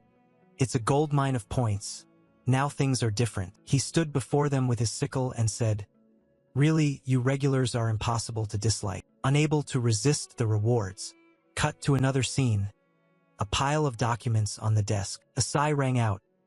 "Senior, I'm going crazy from all the complaint calls." Hei Sujin lay face down on the desk, lamenting the baseless rumors about the Imperial Apple have gone too far. The senior bowed his head and replied shakily, "Until now I let it slide because it helped marketing. But you're right, we can't be swept up by baseless rumors anymore." His face lifted, showing exhaustion. "From now on, ban all comments about the Imperial Apple. Don't answer any inquiry calls or interviews, respond to questions with silence and ignore them." She stared, asking blankly if that would work. Wouldn't it turn into chaos? He affirmed, "Of course. Even with a knife at our throat, don't disclose anything." His grand proclamation echoed. These people need to be taught a lesson, unaware that a figure stood behind them. Hei Sujin saw the person and stammered, "Senior." She asked about his earlier remark. "If a knife were really at your throat, what would you do?" Hearing that, he was stunned. "What, are you joking now?" He answered that those were meaningless words, but then noticed something strange beside him. Hei Sujin hesitantly warned, "Someone behind you." Tears streamed down her face as he asked if she was threatening him. A cold voice from behind said, "Sorry to startle you. This is just a polite greeting." Before them stood a handsome man, the blade god Rohan. Thinking to himself, a greeting, not a threat. How did he get in here? He turned and asked, "Have you come here on business?" The blade god Rohan planted his hand on the table. "I tracked down the former director earlier, but he was tight-lipped. I hope you won't be the same, and I have a question." He directly demanded, "Where is the grower of the Imperial Apple right now?" When Rohan pressed him, the brown-haired guy trembled. "That matter." He spoke boldly, but after saying it his limbs went weak. Rohan coldly drew his sword. "I see. Is that so? I wanted to settle this easily, but it seems that's not possible." They clung to each other and wailed, "We're dead. Please don't kill us." But instead of attacking them, Rohan suddenly drove the tip of his sword hard into the floor. Immediately, the blade pointed east. Having found a direction, he turned and left. "I'll track it down with my instincts," which left them bewildered. "What?" Unable to contain her curiosity, Sujin whispered, "Instincts? What do you mean?" The brown-haired man explained to her, "The life of a sword saint is completely different from ours. I've heard Rohan solved many problems that way." Sujin found it hard to believe. Could someone really have that ability? One night, under a bright moon, the two, Chansu kept watching the doorway, waiting for him. He hadn't arrived. Waiting made him queasy. It sounded urgent and he was very worried, because she had reported that Chansu, the sword saint, would visit this block soon. Chansu muttered in boredom, thinking even the Sword Saint would have restricted movement. Even a single package gets delivered within 2 days. As his patience wore thin, the system notified him that someone had entered the block. He couldn't contain his joy and sprang up. When Chow Chow is summoned, Chow Chow arrives. Finally he had come. The alert had sounded, yet the door remained silently shut. Chansu suspected an error. Wasn't every visitor supposed to come through that door? After a moment of checking, he concluded it didn't seem to be a system fault. Circling around, he discovered something strange. Namely, the block was split open by a very long crack in midair. Seeing that sight, Chansu froze. Had he really torn the block's border? Could someone do that? Through the rift, a person strode in with steady steps. The sunlight only intensified the color of Rohan's hair. Looking at the powerful presence before him, he wondered, was that the Sword Saint Rohan? While Chansu still lingered in awe, the man spoke. Are you the one who grows the imperial apples? At first he smiled and greeted him. You're Rohan, right? I'm Chansu. What brings you here? You found the right place. Rohan answered bluntly, I'm here to buy apples. Inside, Chansu evaluated him silently blunt. Too direct, but seeing money approaching him so warmly, he asked how many he needed. He estimated 100 or 200, if possible. Hearing the request, he exclaimed in shock. What? That's impossible. At most 50, that's the limit. The maximum amount saddened Rohan. I see. Chansu thought to himself. He looked downcast. Maybe it was just his imagination, right? He began negotiating the sale. What about the price? Rohan answered at once. I know it's 200,000 gold per apple. The price was agreed on, but Chansu hesitated. We don't offer packing services here. Rohan agreed, no problem. He seemed a bit flustered. That's the department store price. He still accepted, I know. Seeing him so agreeable, Chansu quietly considered whether he should sell 100 apples. Inside the block, the air was utterly still. Meanwhile, he led Rohan through the apple grove. But he could never have guessed that beneath the cold exterior, the man was practically drooling. Those apples did look delicious. At that moment, Chansu called out, as I said, 50 apples will do. Just as he prepared to harvest, the system chimed. The blessing of prosperity skill had been activated. Immediately, a plump apple appeared dangling from the tree. Then a flurry of imperial apples ripened and hung heavy on the branches. Seeing the ripe apples, he instructed, I need to harvest now. Please wait a moment. As Chansu prepared to climb and pick, Rohan called out, please step back, which unnerved him. Before he could recover, he saw the man flash forward like lightning. Blades shimmered in a rapid, dazzling sweep. In an instant, the ripe red apples were off the tree. When he finished, Rohan sheathed his sword. Watching the apples slide straight into his bag, Chansu nearly dropped his jaw. At this point, it was basically hacking. Not long after the system announced 10 million gold had been received. Payment complete, Rohan promised, I'll come back next time. Seeing him about to leave, Chansu hurriedly said, wait. Inwardly, he quietly sketched out a plan. The bugs in the previous block should be fine, so I ordered an insect whacking staff, but I still don't know what the next block is like. Having Rohan come along would definitely help a lot. He also has a free pass. For that reason, Chansu offered, are you interested in other produce? I grow them myself. You'll surely like them. He replied indifferently, produce? He began listing a bunch, very good potatoes, and Rohan bluntly, don't like them. Sweet potatoes, he was also cool and said, don't like them. I also grow beans. Rohan flatly refused, I really don't like them, so, I'll be on my way. Chansu's inner voice screamed. If he leaves now, it's over. So he urgently shouted, apples. Fearing the chance would slip away, he immediately offered, I'll throw in extra apples. Chansu decided to sell more because he thought that, though odd, the man didn't seem evil, and he honestly admitted, actually, to supply the local area steadily, I need to secure another block. He also stated his request plainly. So I'd like to ask for your help. I'll pay you in apples, Mr. Rohan. Seeing his gloomy expression, Chansu worried inwardly. Is this asking too much? After a moment's thought, Rohan spoke up, supply steadily, huh? He suddenly whipped around, making him jump. Rohan held up 2 fingers. Chansu hesitated, so, you mean 20 apples? He nodded in response once he understood what was meant. With the deal made, Rohan headed off to a spot. Chansu ran after him. Out of breath, he really moves fast. Meanwhile, he thought to himself, I didn't expect him to arrive so quickly. How strong is he? Is he unbeatable? At that place, the mud underfoot was fresh and fluffy. Shansu's mind fretted. It's so fertile here. Why is it only my block that's barren? The ground where they arrived was full of gooey mud, making movement quite difficult. Annoyed by the muck, he complained that he should have brought boots. He also checked on him. Are you okay, Rohan? Just then, Chansu noticed something unusual. Monsters? As quick as lightning, Rohan grabbed him and ran out of there. Having temporarily avoided danger, he instructed, "Stay behind me." Dangerous. Little did he know Chansu was thinking that he was the dangerous one. At the same time, he wondered, but are those monsters? Chansu doubted because they looked more like plants, but they still seemed pretty fierce. So he decided, it's okay, Rohan, after all this will be the block I manage. Then the system announced a tip. You can activate the submerge skill. The skill made Chansu suddenly confident. Leave it to me. Streaks of light shot through the air. The system reported that the Blessing of Prosperity skill had been activated. At another moment, golden sunlight flooded and brightened the whole forest. Somewhere a voice lamented, "My winged sandals." The complainer was Su-Jin, who always got soaked whenever she came here. "It's really annoying, I can't open the teleport gate myself."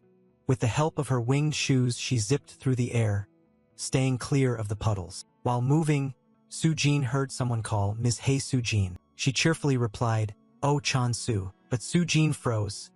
It was because she saw Rohan, face cold, turning soil alongside him. Seeing that, Su-Jin couldn't believe her eyes. What's going on? What is this scene? Chansu said happily, "Didn't you tell me to take over the neighboring block? I thought I'd claim a block and say hello to you at the same time." Hearing that, Su-Jin reacted sharply. "No, that's not it." She leaned close to Shansu's ear and whispered, "No, why are you going with that guy?" He glanced and mumbled, "Well, actually," suddenly something struck hard, splitting that big tree trunk in two. Chansu forced a smile and stepped forward.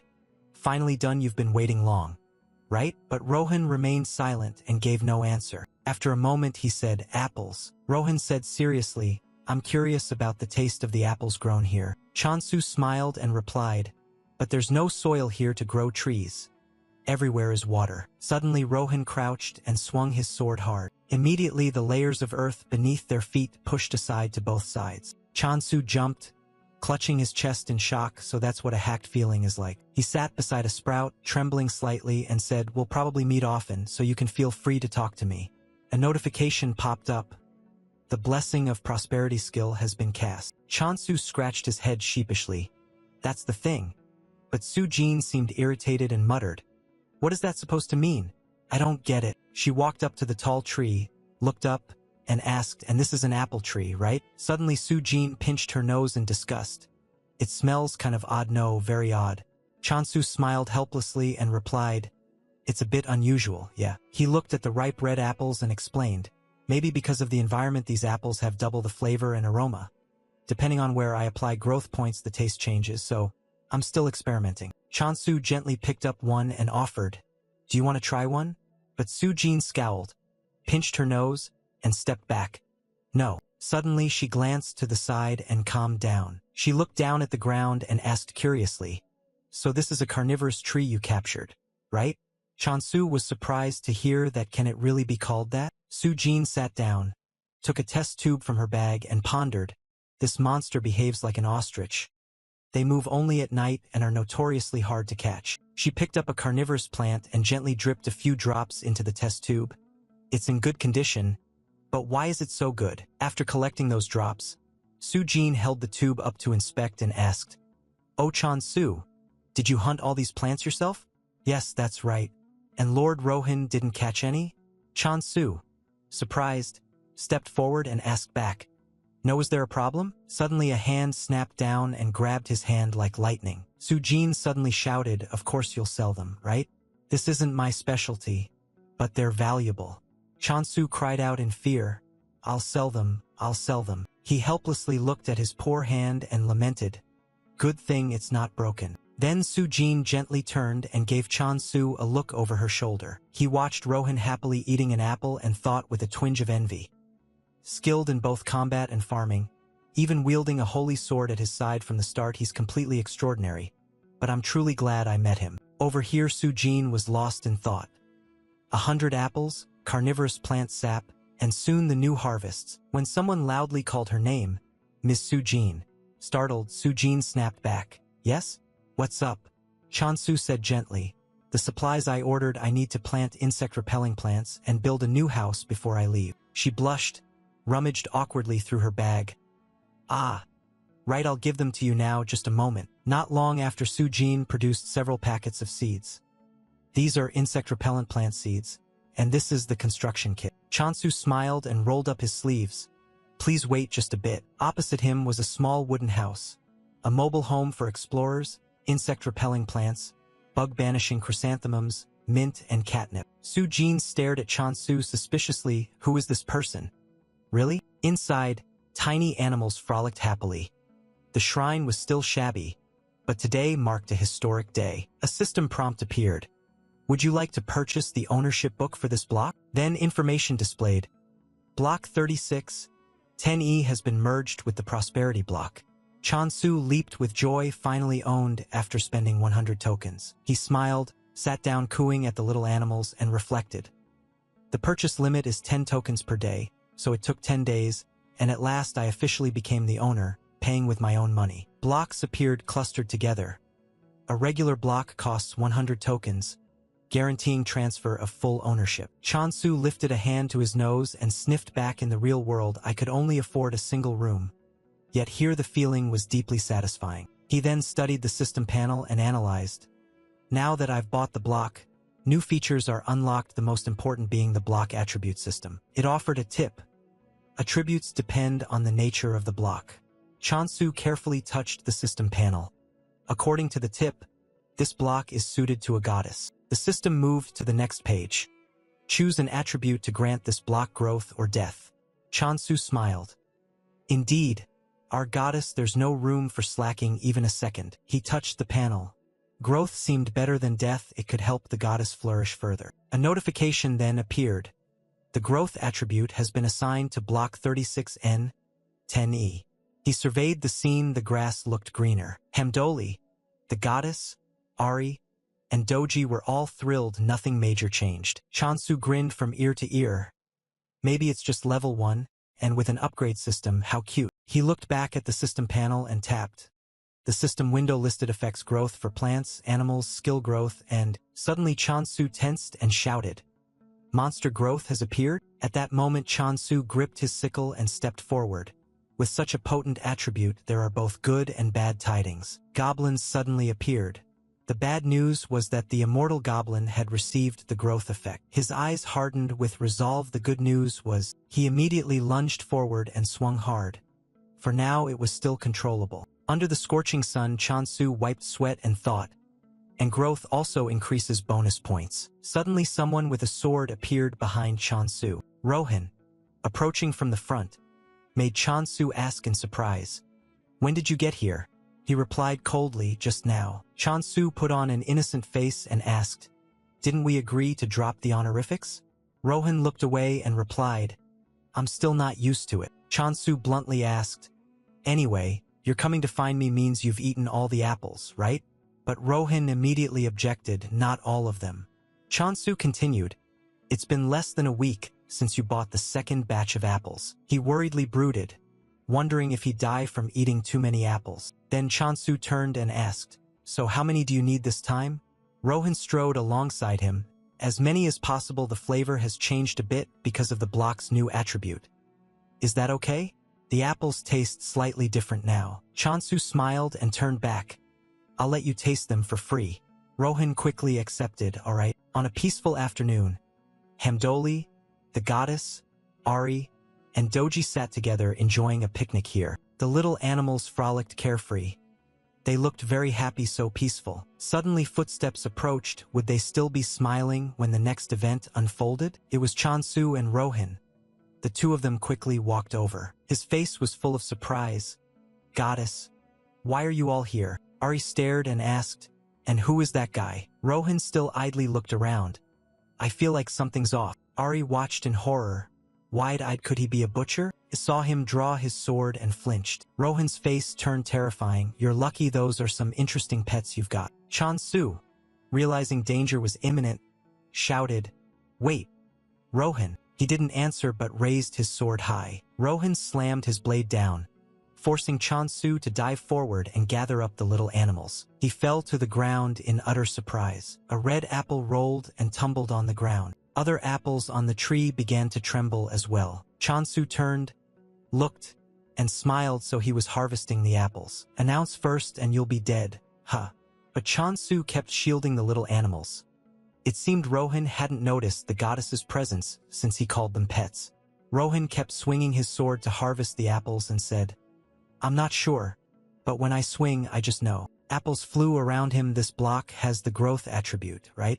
Then Rohan made an offer. Let me stay here. I'll pay while I train. Hearing that, Chansu jolted and turned to ask, Pay? He instinctively asked, How much do you mean? Rohan casually quoted a price. 9,929,421 per month. At that, Chansu, Hamdoli the goddess, Ari, and Doji gaped in shock. He sprang up and hastily shook Rohan's hand to show agreement. Money blinded Chansu's eyes. He cheerfully said, Welcome, VIP customer. He placed a hand under his chin and half smiled. Well then, all right.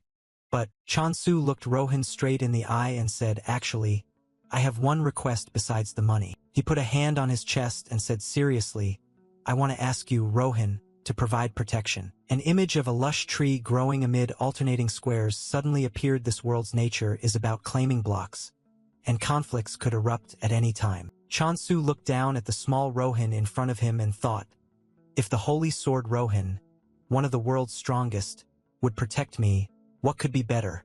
Level 100, holy sword level 100. The price is quite high, so it's a bit of a pity. He lowered his eyes slightly and told himself inwardly that he had to become a regressionist. Rohan then suddenly voiced a condition. If you can boost the skill growth effect, I'll consider it. Chansu raised both fists and cheerfully named specifics. Increase 50,000 points per day and supply 10 apples. At the mention of apples, his gaze sharpened. Apples can be bought separately, right? Hearing that, you hesitated and replied, yes, while thinking inwardly, how many does he eat in a day? Behind you, Ari fixed a resentful stare on you and wouldn't look away, while Doji watched with worry. Ari lifted his tiny wing and chirped a few times. Chip, what's he saying? Doji, eyes watering, also chirped back a few soft sounds. It, as if saying that person will live here from now on. Meanwhile, Chansu smiled broadly and thought to himself that the holy swordsman would protect them and the goddess would surely be happy. But just as he turned, he caught sight of the little beasts bowing their heads sadly. Are they all so introverted? Chansu suddenly spoke up, startling the pets.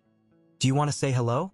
These are my pets. Human shadows drew closer, making them blanch in fear.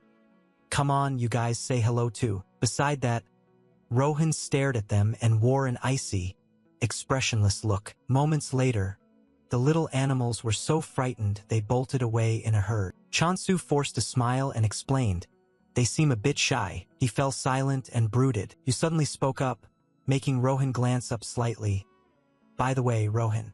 Chansu smiled and said, I have my first request. A moment later, Chansu's sneakers stepped into a blue puddle. 35N, 9E. The carnivorous plant block. Inside that block, you carried a large basket of fruit to a certain tree, with Rohan following slowly behind. Chansu glanced at him, engrossed in eating apples, and helplessly thought, obsessed with apples again. Seconds later, you brightly opened the system panel. After all, if you buy the remaining ownership of this block, your long index finger immediately tapped the accept button on the blue screen, and it would become a prosperity territory. Block 35N. 9E became the property of the prosperity god. The system sound chimed, and Rohan suddenly drew his sword. Chansu abruptly turned to look at him in alarm. Rohan, he frowned and warned. There's something. You also followed Rohan's gaze in puzzlement. Is there something over there? In the focused stare of the two of them, a nearby flower bush began to make small noises that seemed to confirm their suspicion. Small white-flowered plants gently swayed. A plump black cat lay on its back, sunning itself in front of them. A cat? Hamdoli's image flashed into your head and you thought that, honestly, you've never seen any other creature here. It's probably some kind of piggy-like monster. The black cat was still comfortably hugging the flower, happily licking a few leaves. It didn't look very dangerous. Seeing Chansu step forward, Rohan hesitated a bit and called out, "Wait." You smiled and gently scratched the cat's back.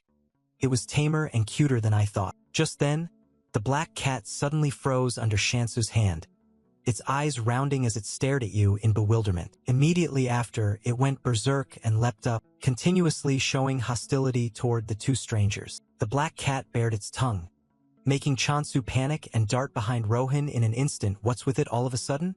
Right then, the system panel suddenly popped up. What is this now? It glared at the two of them without looking away. An apostle of the denial god has declared war on Block 35N, 9E. Chansu read the announcement and gaped in shock. Oh no, we got declared on for touching it? He closed his eyes and cried out two streams of tears. Rohan, is this cat an apostle of the denial god? Do you really believe that? Rohan asked, puzzled. Why are you suddenly saying that? Chansu, a little embarrassed, explained, the apostle of the denial god declared war probably because I touched it without asking and it got angry. He looked down at the cat in confusion. Declared war all of a sudden? A life or death fight with this cat? Rohan turned away and denied it. It's not that. He glanced at you standing behind and continued, if they've declared war, they'll probably start appearing across the block border soon. Of course, there'll be people. Chansu cried out in surprise. People, really? You worriedly thought to yourself. Fighting monsters is one thing, but fighting people, the next three words from Rohan made Chansu freeze. Killings allowed too. You blurted in disbelief. What? Meanwhile he calmly added, those of the denial god can be killed too. But it won't be easy. Hearing that, Rohan shot you a look. They'll resurrect at the shrine. Chansu was so stunned he fell silent for a few seconds. Resurrect? He steadied himself and replied, you asked again, like loading a save in a game? Yes. Hearing that confirmation made Chansu even angrier, redness rising in his eyes. Resurrect? That's ridiculous. Other people can die from a single mistake. The frustrated farmer thought inwardly. So they can slaughter people and just resurrect? Fine, bring it on. He gripped the sickle with a flame of determination. Rohan, can you help me fight? Seeing Chansu like that, Rohan fell silent for a moment, then replied, all right. Chansu immediately cleared his throat and said, then let's go. At the same time, at a blue teleport gate somewhere else, a few dry skeletons draped in tattered cloth suddenly appeared in the forested block. They led the way armed, and behind them 3 humans stepped out of the gate.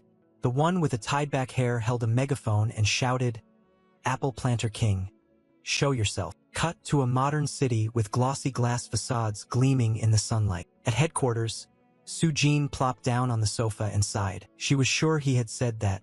Memories of conversing with Rohan suddenly flooded her mind. She wasn't entirely clear. Sujin, thinking of Chansu, asked, is he really that formidable? Meanwhile, Rohan seemed to have misunderstood her and, thinking of apples, replied, he's really special. Sujin worriedly bit her lip and thought, Client O Chansu is a powerful fighter recognized by the Holy Sword. How can someone be both a master swordsman and an excellent farmer? The image of Chansu holding a sickle popped into her head. He looks to be in his late 20s, yet masters so many different skills to the max. Sujin narrowed her eyes and pondered. Unless he's someone brought back younger by the 2nd or 3rd great summoning, it's hard to explain. The most recent was the 5th, so, indeed, her thoughts leapt to a new concept. A divine relic. A divine relic is an item created for those close to a god, or the remains of dead gods. One can borrow divine power from such objects. Sujin murmured with a casual smile. Suddenly he says he'll live with the holy sword, really. Just then, a loud explosion suddenly rang out. She anxiously looked toward the newcomer as smoke billowed and dust filled the room. Su, looking disheveled, frowned and swept his bangs back. Then he suddenly glanced at Sujin with sharp, pale violet eyes. Sujin widened her eyes in fear, thinking, what is this? What's going on? He looked at me just now.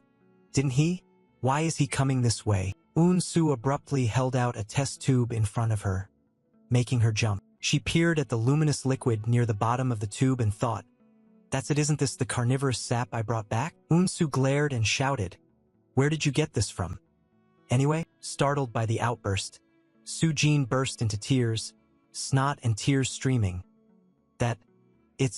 She silently screamed inwardly, "What now?" Suddenly, a blue teleportation circle appeared. A group of soldier-like skeletons emerged from the circle. They were followed by a bunch of mysterious, indistinct people stepping out. Chansu and Rohan were hiding behind a bush.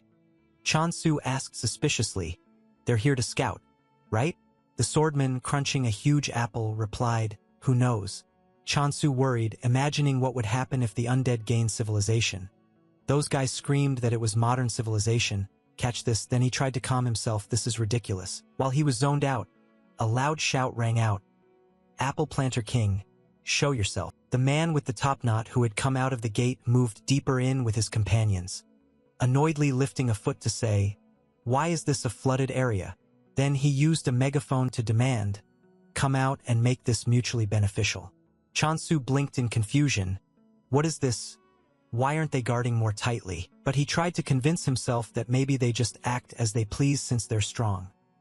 Rohan agreed from behind, "Makes sense." He kept thinking, frustrated by how little information he had. But still, he had something. Chansu glanced at the figure behind him, who seemed to radiate light. Rohan at his side. Thinking that, he slowly relaxed. "Even if things go bad, it'll be okay, right? I'm putting all my trust in you." Outside, the top-knot man waiting suddenly looked forward. The top-knot man watched him approach and wondered in surprise. "What's with him? Is he alone?" His gaze then dropped to Chansu's hand. Seeing the gleaming sickle, he frowned and thought, "And that scythe?" But he put on an annoyed expression and ordered, "Are you the owner here?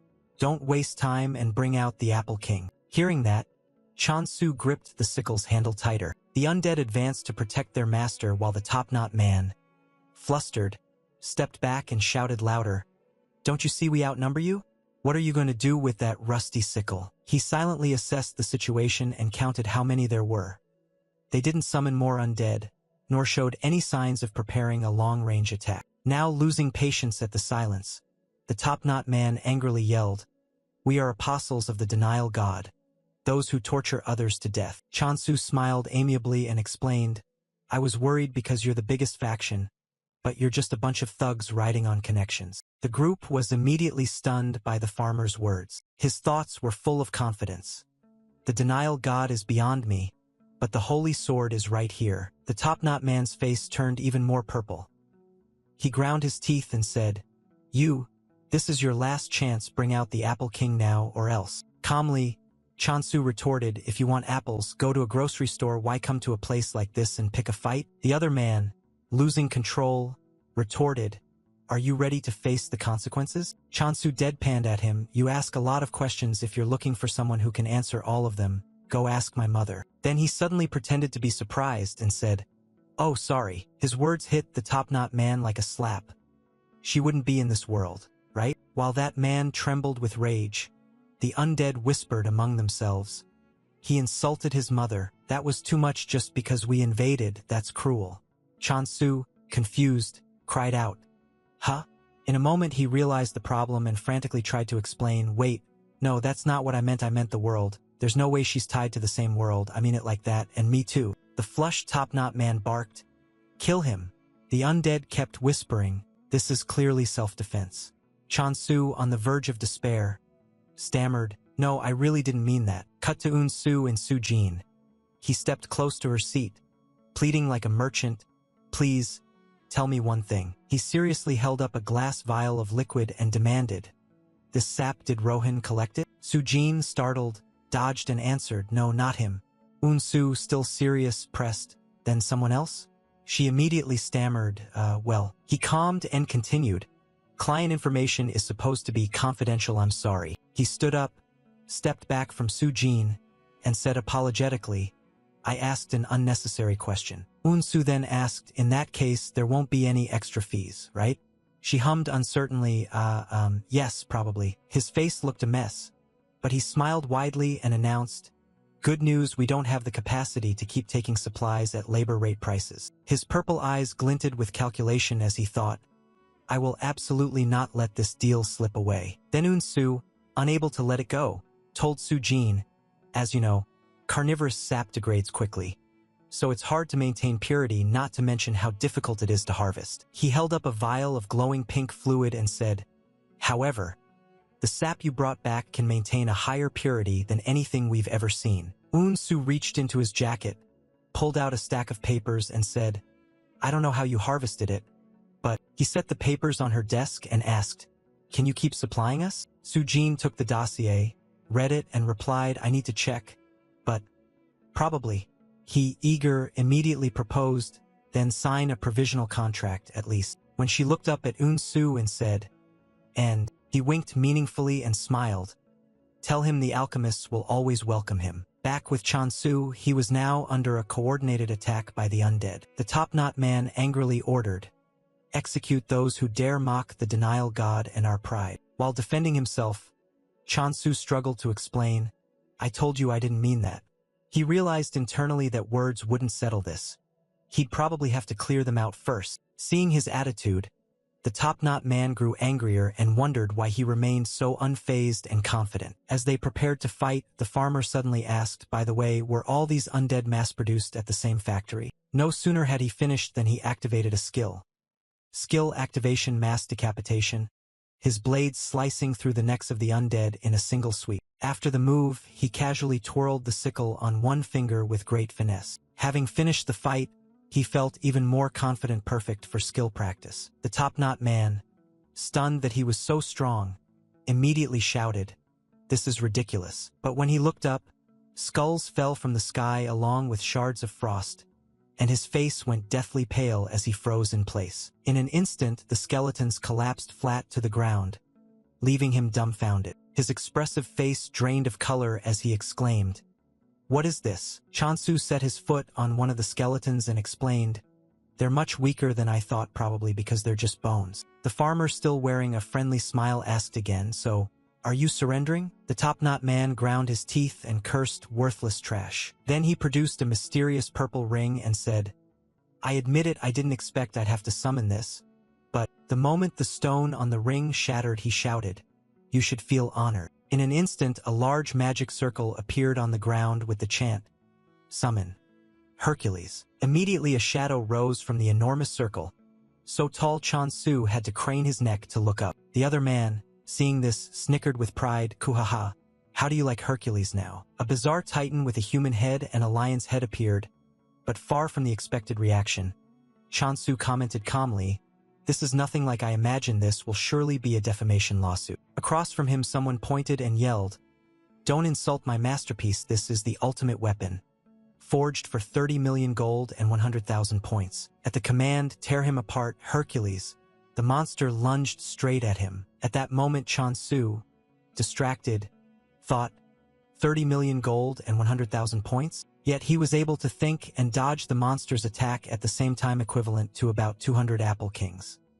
The monster kept charging and attacking, making some kind of noise. In one move it bent down as if to crush Chon-soo's body. He smiled and said, "How nice of you to bend down on your own." In an instant, a white beam of light sliced across the monster's neck. It was Chon-soo. He casually executed the malformed monster without exerting any effort. Watching the creature's body fall, the top-knot man trembled and cried out, "Impossible, my Hercules." As the monster dissolved, Chon-soo added fuel to the fire. "Oh, 10 years of effort." The top-knot man suddenly turned and called out to the rear, "Hey!" The purple-haired, edgy woman he snapped at yelled back, "Why are you just standing there watching?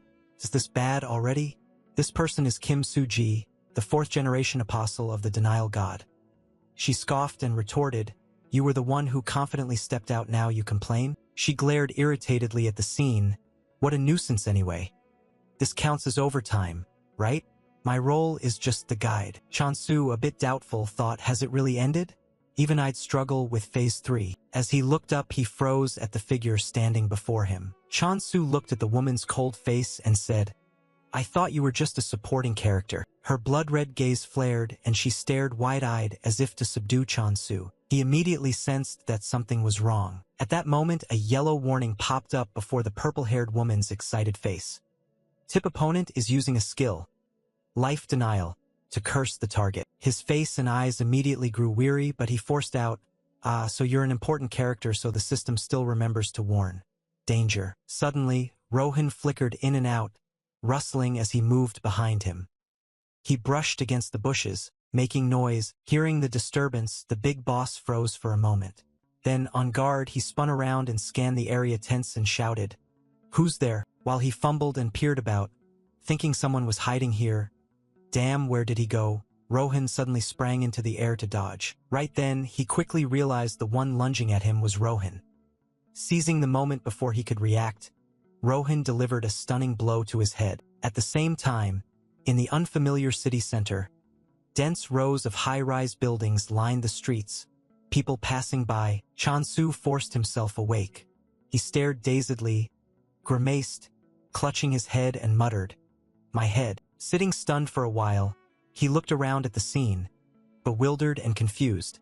Wondering what had happened, he was clearly fighting the denial god's apostle. His hand subconsciously brushed the pavement as he whispered doubtfully, "This place." Then he turned and looked down at the central street below and suddenly shouted in alarm, "This is Earth, right? The place where I used to clear weeds." Chansu rallied, hurriedly stood up as two children playing darted past him. Making him even more unsettled, the landscape here was nothing like the Earth he knew. Even the kids were different. While he was lost in thought, a familiar voice called out, "Oh, Chansu." Chansu reflexively turned to look. He hazily saw two familiar figures smiling at him. The woman, with a tone part scolding, part worried, asked, "Where have you been? I've been so worried about you, dear." Seeing them, Chansu couldn't believe it. Tears welled in his eyes and his voice broke as he stammered, "Mom, Dad." He couldn't wait and quickly ran toward them. He hugged his parents tightly, sobbing like a child, trembling as he choked out, "Mom, Dad." Then he urgently asked them, "You're not leaving again, are you?" When the woman's arm that had been around him suddenly slipped away, the man turned his face away and avoided him. The woman gently pushed him back. Neither of them answered. Chansu froze, stunned, and called out in shock, "Mom?" Tear tracks still on his cheeks, his whole body shaking, he croaked, "Where are you going?" But they casually walked away, leaving him helpless as he screamed and begged, "No, don't go. Don't go, don't leave me alone." Chansu reached out to grab them, but their figures drifted farther away and faded. A hand shook Chansu awake. He snapped out of that heart-wrenching dream, tears still streaming down his face ashen, gasping, not yet over the dream's pain. Rohan placed a hand on his shoulder and gently reassured him. It was just her illusion. "Calm down," Rohan said as he gently patted Chansu to steady his emotions. Chansu stopped crying but was still shaken. Seeing him better, Rohan turned away. Suji collapsed to her knees, grimacing as she held her injured arm, wondering in surprise why the holy sword was in a place like this. Suddenly, Chansu stood up, gripping a sharp rake, and slowly walked toward her. His body still trembled, but his eyes were full of sorrow mixed with resentment. Even so, he still couldn't bring himself to strike Suji. Rohan hadn't intervened until now, only standing behind him, quietly gripping the sword at his side. Suddenly, he stamped his foot into the muddy ground to gain momentum. Then he lunged past Chansu, heading straight for Suji. Seeing this, she panicked and shouted, "Wait!" Chansu squeezed his eyes shut in fear, not daring to look. Rohan knocked Suji unconscious, and the mud slowly began to swallow and corrode her. She sank into the bog, only the top of her head faintly visible. Rohan sheathed his sword and asked dryly, "Did I go too far?" Chansu wiped the remaining tears from his lashes and replied sincerely, "No. Thank you, Rohan." After that, he surveyed the wreckage on the ground, calmed himself, and asked Rohan, "Shall we head back for now? We can deal with cleanup later." Rohan didn't answer directly but instead asked back, "What's the plan from here?" Chansu honestly told him his intentions. "We'll become the world's greatest power. First, we'll conquer all the neighboring territories." Then he cautiously asked, "Can I keep asking for your help?" Rohan agreed on one condition: an extra fee, payable in apples. Receiving Rohan's acceptance, Chansu relaxed and promised excitedly, "Thanks, I'll call on you when I need help, and I'll give you lots of apples." The two returned to the modest house with its smokestack. Suddenly Chansu noticed something and couldn't hide his surprise. Seeing the black cat, the apostle of injustice, still rolling and rubbing on the ground, lounging in the sunshine, Chansu hurriedly said, "I almost forgot." He bent slightly, smiling at the cat, then asked Rohan curiously, "So who exactly is that cat? So cute." Rohan answered seriously, "It's a territory hunter, one of the 7 great calamities." He watched the round, cute black cat stick out its little tongue and lick a leaf. Combined with Rohan's words, Chansu froze stiff, letting the rake drop from his hand, utterly speechless. His face drained of color as he cried out in disbelief. "What? A calamity?" Meanwhile, in a dark cell, the boss from earlier sat before the system screen and received the notification. "You have lost the challenge match. Based on the outcome, the results of the duel will be determined. Because the power gap between you and the denial god is too great, an additional penalty will be applied. Please pay damages of 1 billion gold." Lines of text scrolled across the virtual screen. Seeing the grim message, the boss clenched the bars, shaking them in anger, grinding his teeth and shouting, "Lies." He screamed at the system it was due to the power gap. They even had a holy sword, but only received the single word "denied" on the cold screen. Then the system notified him again. The relevant parties are unable to pay. The compensation will be converted into a debt owed to the denial god. The boss, seeing this, shouted loudly, "Wait!" He reached out trying to grab the screen but failed, left only to scream helplessly and negotiate in vain. "No, I'll pay whatever it takes." Suddenly he froze. Terrified, he shrank back as 2 skinny, bone-faced men appeared before his cell. They entered. One pulled out a chair while the other restrained him. No matter how he screamed, "Let go! Won't you let go?" they showed no mercy. Then a pair of long legs and high heels stepped forward, and a woman spoke acidly, "If you're ashamed, make sure it's convincing." "What nonsense are you muttering?" The boss, forced to his knees on the floor, looked up at the person who had entered. He stammered, Why are you here?" Choi Dan-ha, the 4th apostle of the denial god, arrogantly sat down, glanced down at him and threatened, "You better explain exactly what happened. Unless you want to go through something worse than death," she added, smiling devilishly as she stared straight at the boss. He glanced at her expression and answered cautiously, "The king apple. I found the king apple orchard." But Choi Dan-ha wasn't about to take his word.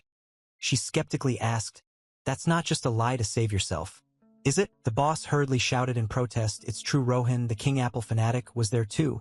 But Choi Dan-ha stubbornly refused to believe him and argued that if a sword saint had also fought, the compensation wouldn't be this high, right? Flustered and at a loss how to explain, he babbled, "I'm telling the truth. The one who defeated the undead is a disciple of course. And so Kim Soo-ji lost too."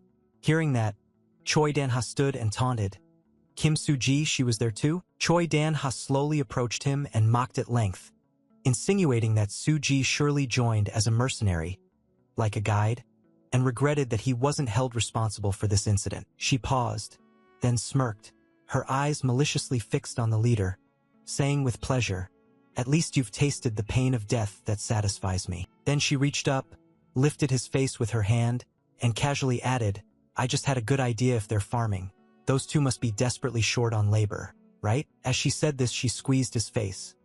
The system chimed, "The denial god requests negotiation." But Choi Dan-ha, in a sinister voice, gave the boss a new order. "Round them all up and make them pay restitution with their own labor."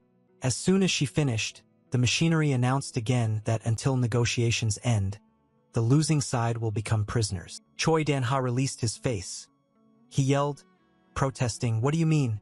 There's no way outsiders could be in the king apple orchard." Choi Dan-ha didn't want to hear his nonsense and slyly tempted him. "But the fact is they are. Aren't you curious?" Hearing her, the boss sensed something was wrong. His face paled as he stared at her. She wasn't trying to persuade him so much as command him. Her pleasant voice casually uttered a terrifying threat about what it feels like when humans are turned into undead. "If you don't want to experience that yourself," she added, trailing off and idly twirling a lock of the leader's hair at her temple. A few seconds later she coldly ordered, "Then by all means crawl in there," a command he could not refuse but had to carry out. No one could resist a kitten. Chansu asked excitedly, "Then what exactly is that cat? So cute." Rohan's voice rose mildly. "It's one of the 7 calamities." Unexpectedly, The tiny creature playing with the leaves was a territorial predator. The sickle in his hand slipped from his fingers as he recoiled in shock. Shansu's face registered genuine astonishment and disbelief. What? A calamity? He quickly turned pale and hid, watching the black cat lick its paw. Are we going to be okay? Rohan calmly stood there to reassure him. We'll be fine if it had hostile intent. Something would have happened already. He couldn't help worrying about the opposite. What if it had bad intentions? Rohan quietly explained, if so, it would swallow up our territorial rights. Hearing talk of such dangers made Shansu incredulous. What? Why would it swallow territorial rights? Can you even eat that? He hurriedly opened the system to check the status of his territorial rights. When he confirmed they were still intact, he breathed a sigh of relief. At least it hadn't eaten them. If it wasn't targeting ownership, then why had it come here? Rohan crunched the large apple in his hand. It was his snack for the cat. Shansu glanced at the tiny black cat with concern. Well, it's not really a cat, is it? To his surprise, the calamity bit through the whole pile of catnip.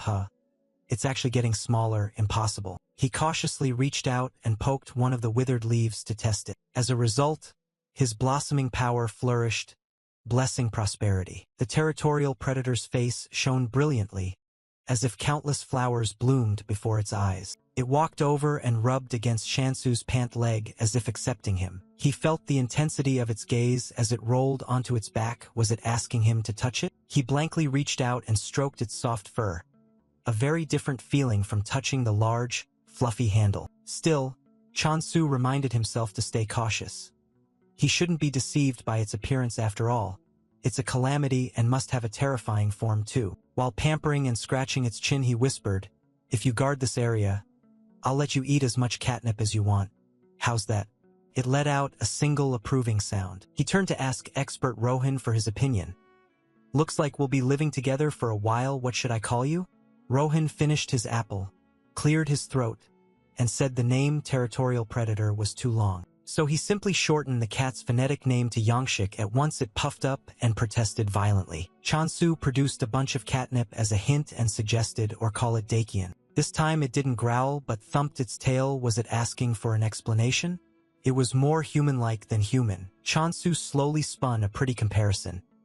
Your fur is like a star-filled night sky, and your eyes remind me of the bright moon. How about that? The cat gave a soft little sound and licked his hand in agreement. Dakian seemed quite pleased with the new name. It looked like everything was settled smoothly, while Rohan, put off by that other name, was noticeably put out. So what's wrong with Yangshik? Shansu was left speechless at that strange name. Was he really serious? Suddenly the system notification chimed. You have won the battle. As a victory privilege, you are awarded compensation of 1 billion. He couldn't help boasting to Rohan right away. Rohan, the compensation is 1 billion. The system then continued. The denial god has requested negotiations. Until negotiations conclude, the loser will be detained as prisoners. Before the money reached him, it was reclaimed, making him pout. What? My 1 billion, give it back. A peaceful night fell over their greenhouse, the stars overhead shining down. Shansu couldn't sleep. He sat up and looked at the little ones. His voice was low and soft in the quiet air. Goddess, when I was first sent here, I was terrified and anxious. But thanks to you all, I had a happy time here. He mumbled to himself, reflecting on what had happened. Actually, today I met my parents. Shansu's heart ached with indescribable, mixed emotions. Even though it was only an illusion from a curse, it still made him feel happy. At that moment, he was truly joyful from the bottom of his heart. Perhaps he missed them more than he thought. He clenched his fist and felt time keenly, and so he made his decision. Shansu vowed to himself and to the goddess that he would turn prosperity into the greatest power in the world. He tilted his head and looked at the radish sleeping peacefully beside him. His voice trembled with sorrow and promise. I swear I'll help you regain your original form. The goddess, half dreaming, took his hand, tears unconsciously welling at the corner of her eye, until Shansu had to deal with frustration early the next morning. Rohan, are you really going to do that? He wanted to grab him by the head and shove it down. How could he keep living like that? A table of hot food sat untouched, while Rohan barely touched anything, just eating apples. Shansu couldn't stand watching him subsist like that. Don't you know about protein, fats, and carbs? A balanced diet is essential. But he hugged an apple and turned away. I'm not trying to steal it. Am I? He sighed in helpless exasperation and plopped down into a chair. The other little animals were nibbling at their food too. There are so many delicious things in the world. But seeing Rohan happily gnawing his apple made him furious. He wouldn't even consider eating anything besides apples. Rohan peeked at Chan-su, who was holding his head in frustration and groaning. Oh my God. Suddenly a skewer with a slice of apple was thrust in front of him. Rohan pretended reluctance as he offered to share. Just one piece, no more, he shouted. I'm not doing this because I want to eat. Give me a break. I grew them myself. Chan-su, unable to force him, thought better of it. Why am I worrying about him? He's a sword saint. He can take care of himself. Seeing that, Rohan nibbled the apple. If you don't eat it, I will. He turned to the small animals to check and ask, has everyone eaten well? Before he finished, he saw them lying on their backs with full bellies.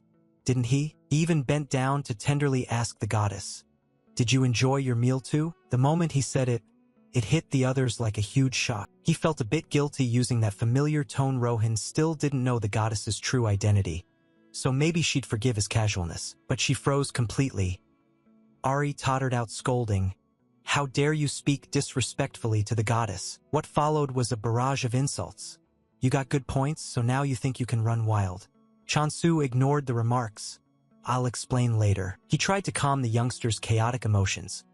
Calm down, while Rohan relaxed and sipped a glass of pure imperial apple juice. The piglet's snorting voice sounded from behind the annoyed Ari. Wait a second. It pushed up its glasses in a scholarly, mysterious manner as if it had found the solution. Could the apostle have done this on purpose? Ari, suspicious of the glasses it wore, said, what are you talking about? Where did those glasses come from? It shook its stubby wings. You're so stupid, that swordsman doesn't even know who the goddess really is. Doji, putting on an air of learnedness, pointed out the odd detail. Didn't the apostle speak to the goddess so formally that he practically dug his own grave? Immediately the little chicken's wing reached out and grabbed its thick, fatty skin. The expression on Ari's face turned terrifyingly threatening. Try that mocking tone again and see what happens. The glasses fell, causing Doji's intelligence to plummet. I want to eat an apple. Curious, Ari put the glasses back on it. Its face went sullen. Can you drop this and speak like a gentleman? Without the glasses it looked innocent and blameless. Apple. It didn't hesitate to beat up the piglet and smash the glasses. Chan-su stood up and everyone turned to look at Rohan, urging, are we ready to go now? The goddess's eyes welled up when she learned he was about to leave. Hey, Sujin is coming soon. He left one final message before departing. Take good care of the house. Yet he noticed the goddess energetically waving the goddess. Really? Chan-su awkwardly rubbed her head, unsure what to say. I didn't mention the battle because I was afraid she'd forbid me from going out. But it turns out she already knew. Maybe the skull passed on the message. Still, he could not leave, so he bent down and patted her head. I'll be back soon. Can you wait for me a little while? Rohan, seeing his affection, cleared his throat softly. He spoke, looking at him seriously. I have something to tell you. Chan-su followed him to the side, puzzled. What is it? A new piece of information reached him.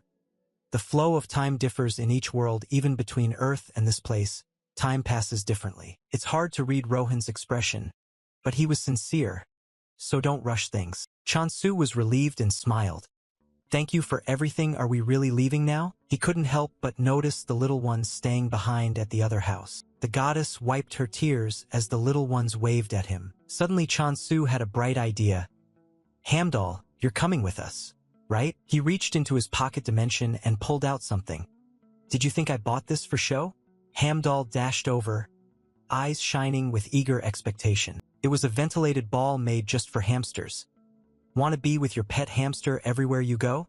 Worry no more, this hamster carrier lets you travel together anywhere. Once everything was ready, Hamdal hopped around inside the carrier.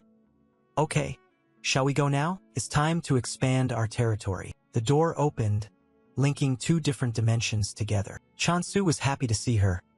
Oh, you arrived early. He smiled and waved toward Rohan, who had just stepped out of the door behind him. Thanks to Rohan's help, things weren't as difficult as I thought. Sujin gaped in disbelief as Chan-su continued. He even agreed to handle security for a while. She panicked and whispered, "Wait, how did you two show up together like this?" He glanced at Rohan, casually chewing an apple, and answered Sujin. "Rohan and I decided to live together for the foreseeable future." She sighed and rubbed her forehead helplessly. "I had a feeling, but I never expected it to turn out like this. You really do always surprise people." Sujin looked down at the black cat curled around her feet and changed the subject. "By the way, where did you get this little guy?" Chansu explained. "He came here on his own. His name is Dakian." Sujin paused mid-reply when he produced the transparent globe with Hemdoli inside. "It's real." She quickly finished her sentence and moved closer to greet the little mouse. "So smart, Hemdoli? You're here too?" Chansu smiled as she played with it. "Yeah, I find him extremely clever." He remembered the time it burrowed underground, so smart it knew that if it ate the territory core determining the catnip field's existence, the entire field would be destroyed. Chansu set Hamdoli's glass ball on the ground while Sujin, standing beside him, shared her insight. "A monster that's both smart and cute like this is rare. If you caught it and sold it, plenty of people would buy it," he replied as he watched Hamdoli roll its ball over to Dakian. "But that would be tough." The little mouse cheerfully rolled right up next to him. Dakian, holding a leaf, glanced indifferently at Hamdoli. Sujin shrugged. "If it's hard to catch, just set up a trap. Dungeon monsters will gather there on their own." Chansu realized, so that's another way to use it. An image popped into his head of a shadowy monster looking around in confusion. Where did everyone go? He rubbed his chin thoughtfully. He currently had 443 loyal customers, and there were surely many more out there who might be useful later. He turned to Sujin. "Anyway, since it came from a different region, that would make things a bit difficult." She looked over, puzzled. "A different region? From where?" Chansu answered, "It came here by itself, so that's unclear." Sujin startled, her face going slightly pale as she looked at him. Could it possibly be a person turned into a cat?" Chansu explained to her, unaware that Dakian was drooling with its mouth open over Hamdoli's glass globe. According to Rohan, Dakian is a territory-devouring entity. Sujin, engrossed in talking to him, didn't notice the scene here and asked again, "A territory-devouring being?" The little mouse jumped in fright as Chansu's voice reached it. "Yes, that's right," Sujin said, embarrassed and confused. "Is there really a monster with that name?" Dakian's expression was terrifying, drooling. One paw planted on the glass globe, leaving Hamdoli terrified. Chansu recalled that it might not be just a monster but one of the 7 great calamities. Sujin burst out laughing. "Aha, so it's that territory devourer." Suddenly she grabbed his wrist tightly. Sujin, crying, dragged Chansu and quickly teleport-stepped to the side. She shouted in panic alongside his loud cry, Why is one of the 7 great calamities here?" The two of them dove into a patch of bushes. Sujin shoved him so hard Chansu fell to the ground. She panicked and yelled. "There's even a record that it not only devours territorial rights but devastates entire regions. My ostrich tail resin. Why would such a calamity show up here?" Chansu reluctantly pushed himself up. Well, for now we guess it came because of the catnip." Sujin looked at him puzzled. "It's not really a cat, so why would it stay put just for catnip?" Faced with the question, Chansu shrugged and offered his guess. "I don't know the whole story either, but maybe it's something like that." Chansu explained some basics. To claim an area you need at least 200,000 points. He remembered that pile of catnip spreading blessings across the catnip field cost less than 10,000 points. Chansu told her that outwardly the difference looked 20-fold, but absorption efficiency can vary depending on the form. If you compare the two side by side, the gap becomes clear. For example, if the ratio is 1 to 90, for Dakian this area would be worth 2,000 points, while the catnip would be worth 9,000 points, a more than 3-fold difference. He propped one hand against a large root behind him. Of course, that's not an exact ratio, and we don't even know if it's accurate. Chansu pushed himself up from the ground, but as the chosen one he really had no other choice. Sujin asked him in alarm, "It'll be okay, right? I don't want to come home someday and find everything gone." Chansu wasn't certain. Cats are territorial animals, right? Maybe at least it'll defend this area. Suddenly a piercing cry cut through their conversation, making Chansu snap his head toward the sound. The glass globe shattered. He sprinted to the black cat. Dakian, no, stop. Chansu screamed when he saw Dakian gnawing on the little mouse. Hamdoli is not food. He snatched Hamdoli back urgently. You bastard, I introduced you so you could be friends. He snatched Hamdoli back. You bastard. I introduced you so you could be friends. Dakian, robbed of its meal, didn't care and merely scratched its ear indifferently, an attitude that left Chansu exasperated. Not even listening, huh? He glanced at Rohan, arms crossed and calmly standing to one side. Rohan, why are you just standing there watching? A bit of apple crust still clung to his mouth. His serious expression didn't change. If anything had happened, I would have stopped it, he said. Chansu shouted in disbelief. Hamdoli was almost eaten. He helplessly bent down to check on the little mouse, who was sobbing pitifully. Are you okay? Sujin hurried over, concerned. Hamdoli, are you hurt? We'll have to be careful until they get used to each other. Once everything seemed fine, she brought up a new topic. By the way, Chansu, there's actually something I need to tell you. He turned to her, puzzled. More issues? If it's about the ostrich tail resin, I've already seen the message. Chansu forced a smile and replied, Wow, what a strange con artist just over an apple. She grew serious and continued, right? But listen, he claims that. Sujin went on, because the apple carries the blessing of prosperity. As an apostle of prosperity, he also has a claim to it. Hearing this, Chansu stared at her in mild disbelief.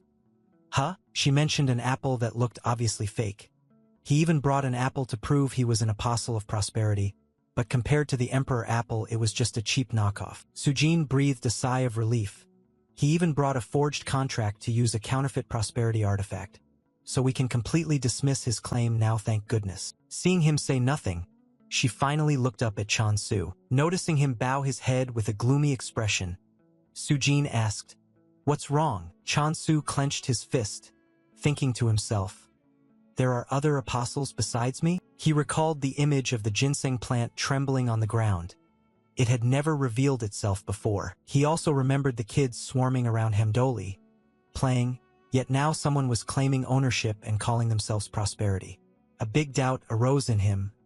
Was that person actually the true apostle from the start? Chansu said seriously, Hey Sujin, we need to find that person. Seeing his demeanor, she asked curiously, Do you know him? Hamdoli gaped, sensing he was about to reveal the truth. No, actually. Chansu looked her straight in the eye and said seriously, I am the apostle of prosperity. Sujin was stunned, shouting in surprise. What? Chansu's face darkened and he turned away. You know what people say, money can command even demons. Put a bounty on them. He picked up the bright red apple from the ground. I'll pay extra for that artifact. Chansu held up an apple as big as his head, his eyes sharp as he looked at her. And if we capture him alive, the reward will be 100 emperor apples. Rohan, standing to the side, paused at that. He frowned slightly. 100 apples, cut to a darker place. At the same time, somewhere in the small alley of the god of negation, a man in a black hooded cloak walked along, thinking to himself, to convince Rohan and his disciples, I'll need a death spirit. He clenched his teeth in anger. An apostle of the god of negation without a death spirit is like fried squid without squid, a bun without red bean filling, sushi without fish, army stew without ham, or a fish cake without fish. He pictured skeletons dropping apples from their hands and mused, I could use a low-grade death spirit, but the 5th-generation ones would definitely ruin things. A wooden door opened. An older man sitting in the shop cheerfully greeted him. Ah, look who it is, our penniless friend. The hooded man scowled irritably and replied, I'm a customer here, you know. He didn't want to say much and took the paper the shopkeeper put on the table. Fine, give it here. The shopkeeper handed the item over and asked, Where's the money? The cloaked man gritted his teeth against the pane and produced a large black gemstone. You'll accept raw materials too, right? The shopkeeper snatched the stone with an annoyed laugh. You have to let go before I can hold it. He clutched it tight, unwilling to release. You know I paid extra to get this from that old man, didn't you? The shopkeeper replied. Of course I know, he shouted back, I'm selling it below market price, you know. After a tiresome tug of war, the shopkeeper yanked the stone free from the man's hand. I'm not senile yet, you brat. He slumped, hanging his head. Give me a good price. The shopkeeper had no choice. Really, do you think I dig up money just like that? The man frowned sadly. This might be the last time we meet. We've known each other a long time, at least give me a discount. Will you? The shopkeeper squinted one eye, then relented and compromised. You sure know how to make me soft-hearted, don't you? He asked with interest. All right, you've been ruined searching for emperor apples, right? The man, at a loss for words, frowned.